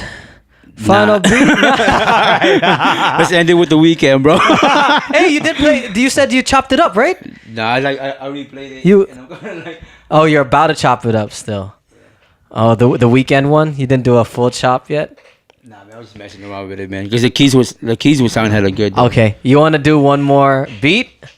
Show and play one more beat and let me get off this seat and call in the special guest tag team right here, who's been itching to say stuff because he be saying stuff in the background the whole time. So Yo, this is gonna be a 3-hour worth of in the podcast or hell yeah, bro. yeah. Do you cut it? No, it's just Oh, straight, it's straight? bro. Yeah, it's just straight. It's probably like the longest interview we have, bro. did I just break the record, bro? Probably, maybe. It's the music vibe, man. The music that we have to share. There's a lot of things. Yeah, this is fun though, man. Like I've never done like podcasts. Thank you for opening your space. Thanks for man. coming on, KuyaChris. man. Thanks for coming know. on. Our stories this have is to be very told. inspirational, Share, man. right? And because there's so many youngins coming up too, like immigrating into the U.S., and it'll be very helpful to have voices, experiences of folks they can relate to Right. that have gone through the same shit. Right. Imagine immigrating here and thinking like, fuck, it's so hard learning English, Right. But then being able to see someone who's gone through it, right? Gone through the ups and downs of even education, Right. but having music, having something. Right. I know too. I want to say like, because I don't want to leave it without saying that like I, like my music, and not many people could see that it's not heavy on one thing. You know what I mean? Like just like having, but all those things that are the content or all contributes and are all parts of the struggle. You know, our identity and the way I wrestle with them is, and the result are those music. You know, are the words that are the things that we write about. You know, and hey man, we're just here. I'm just here to want to start a conversation without having to like choke each other and shit. You know, Word. Yeah, for real. Like let's have that really real conversation without like, you know, like you trying to like bali song me and shit. Because we're like I'm really writing with this whole thing about like, damn, we build so much warriors. You know, we keep wanting to have warriors and knowing that warriors only breed people who want to fight all the time and, you know, willing to die. But why can't we build more healers? Right? Build up more healers and who are warriors in healing. You know what I mean? Who would wrestle like to hug you and transfer energy instead of like fucking like trying to like take your breath. You know what I mean? Like let's not do that. Like that's pretty much, I don't know. I'm really trying to like I mean, I feel like I do embody that. I don't be like trying to fight people, you know, because I know my enemy, you know, and it's not us. It's not here, you know. It's not among the people who's inside of you. You know, it's not us, right? It's bigger than us. So like it's really oh, it's dead. It's really like not active to even like trying to end each other and shit. You know. Sound like a pacifist or some shit. Well, that's the final. What is the final beat that you're gonna play? I'm gonna play this song called Balik Bayan Box. Okay. Yeah, and it's the hook I took from I sang it myself, but I took the hook from an Eraserhead song titled Balik Bayan Box too. And it goes, umuwi na tayo. You heard that song? No. Umuwi na tayo, eh. Umuwi na tayo dahil wala nang sense ang ating mundo. Right, but more like, I know it, when you listen to it like that, it's like, damn, parang hopeless na. Yeah. But you have to listen. You know, you have to listen to the things that are like really in it. You know, like it makes you think that like it's actually the other way around. You know, like it's bringing more hope actually, right? So that's how I heard that song. You know, like I suppose you just be like, oh, nakaka-depress naman to. Maybe like, nah, man. It's like those things are real, but now how do you wrestle with that reality? You know, are you gonna just say that you're gonna go, or you're gonna like pay it forward and do things that are like like holding on to that. Remember you were talking about like fly me to the moon, right? Like that thing is very comforting to you. And sometimes music could be those of use too, of like grabbing something to inspire, to remind you like where you're at and where you're trying to get to. So like Balik Bayan Box is like one of those songs that was really like, it's really deep. If you get YouTube, Balik Bayan Box by Eraserhead, check it out, yo. It's really deep, but it's dope. Some dope ass shit. So rip it, bro. Yeah, this beat is produced by Fat Gums. I don't know, I never paid him for it, but shout out to Gums, man. Happy birthday, bro.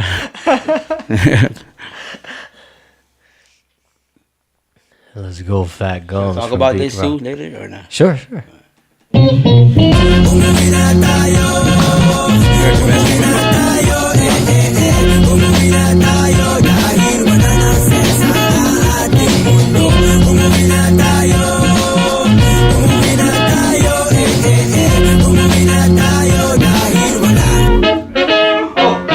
Parang kahapon lamang, nasa Pinas ka pa at ang daming problema na dinadala. Akala mo ligtas ka na nang makapag-abroad, pero lalong lumala dahil laging kinakapos. Nakahanap ng trabaho bilang security, double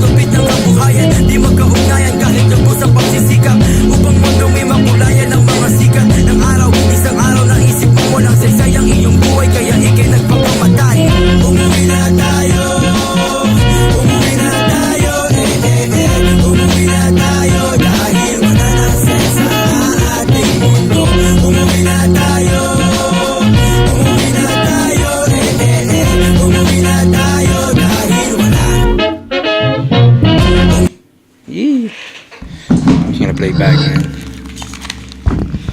I thought you were gonna perform it live. Man, next time I will.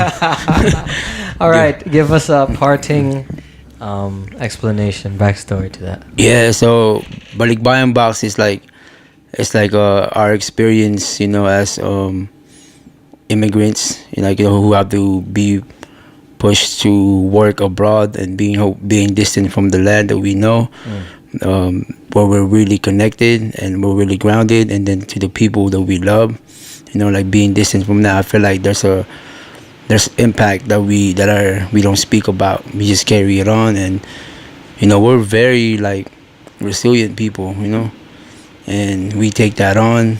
Like we come out with like hella scars and all that shit, but like at the end we just end up like working towards, you know, like it's like a suicide. Like, you know, we're like, are we really working towards, like, I mean, a lot of people do though, because it's like, it's a very like selfless act, you know.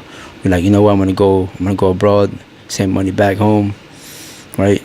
That's why, like, I think right now, I mean, I guess we're different from OFWs, right? Because we're not here, I don't know, like you know, like we're not here by like contract, we're not binded. But we kind of it's actually a long-term contract. Like you're in for life, bro. Blood in, blood out. I know folks who are like immigrants and citizens here, but they still send money, right? And they I know a lot of people who are like families who are like, their moms or their dads are like, they're like the only link to, or like, survival, you know, or like, or what's going on in the Philippines, how that's even related.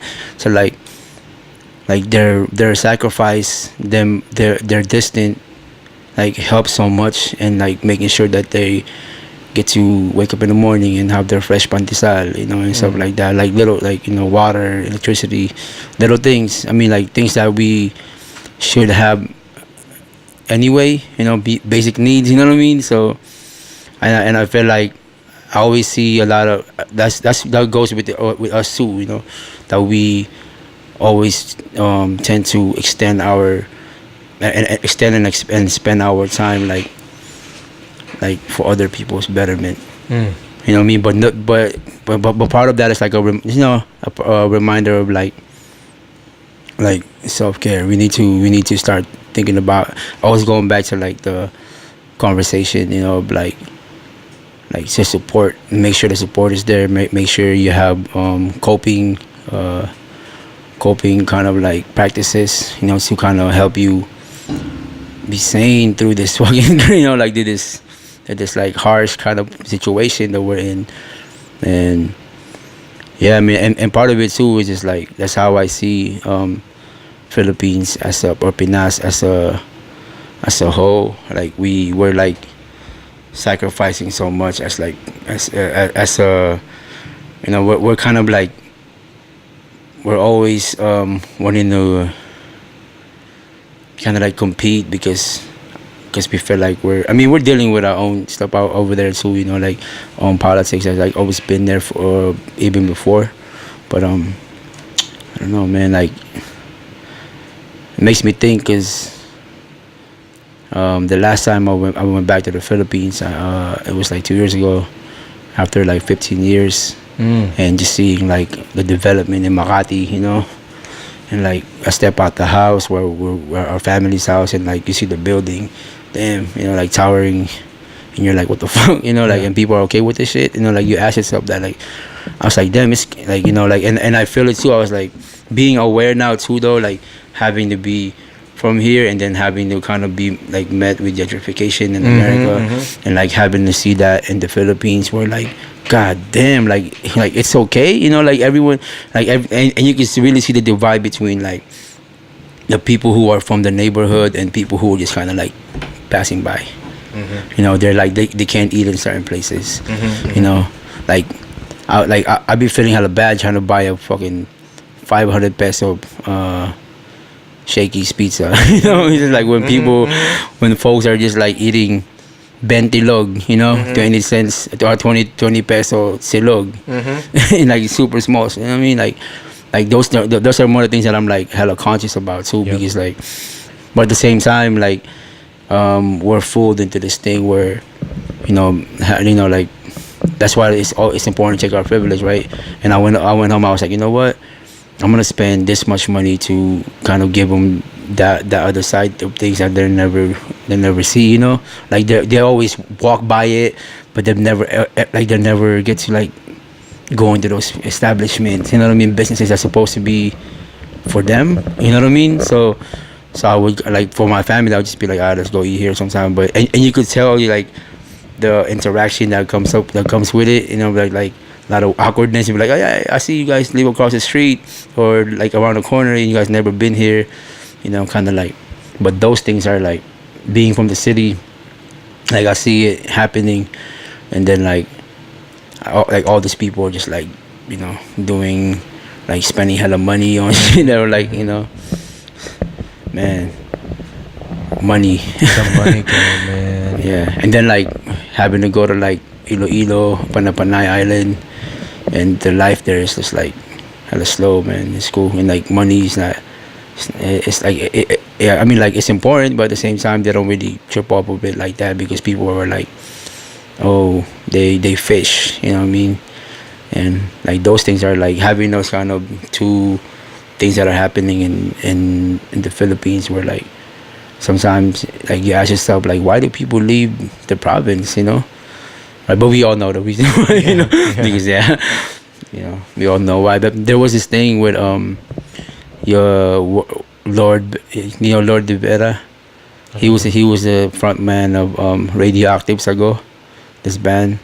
Like, they made this song called Ayoko ng Baboy, right? And it was like and so it was like an attack towards like all the politicians. Ayoko ng baboy. And it was just all like they were all like mga baboy sila sa loob ng Malacanang. But that was his thing, and he had this thing where like the whole correspondent are like, oh, bakit ang daming lumilipat sa Manila, when like there's like massive lands and outside and like the connection, and like a lot of people are not informed, like we're really like what's really going on out there too. There's like, there's like fucking mining, illegal minings and shit. All the land is owned by landowners. Yeah. That's why, right?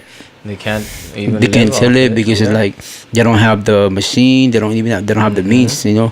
So people were just like, well, I have the mean, so like it's mine now then, right? And it's just a matter of like all these other folks who were folding, who were like, oh, you know what? I'm gonna lace your pockets. I'll build you a corner house.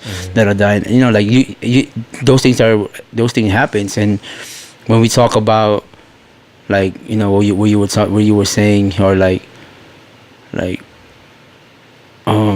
being part of the conversation of like how to really like that makes me think, man, of the like the thing that's going on in Pinas is like I can see why a lot of people are like they feel hopeless, but like they gave up on like the whole politics aspect of it, Yeah.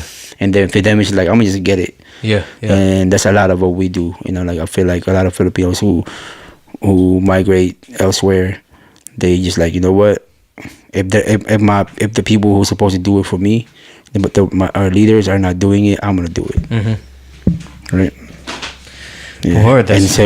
And that's all of us, man. Yeah. That's all of us. We're like we have so much power, we have so much like resources. We have so much power that I think we could change. I think we could really, if we really remove the ego component of it, we can make some real change. I really feel that. Like I really think that like ego is like really holding us back. A lot of like in the whole leadership kind of. But I'm hopeful. I'm hopeful always, too. Always find the hope. Always, man. So even with that song, it's like basically it's like let's go home. Let's go home, but like drive it home. And I'm hopeful. I'm really hopeful that like there's the change. It's inevitable, man. I think it's hope. Yeah. Love mixed with action. Right. Will lead to the changes that will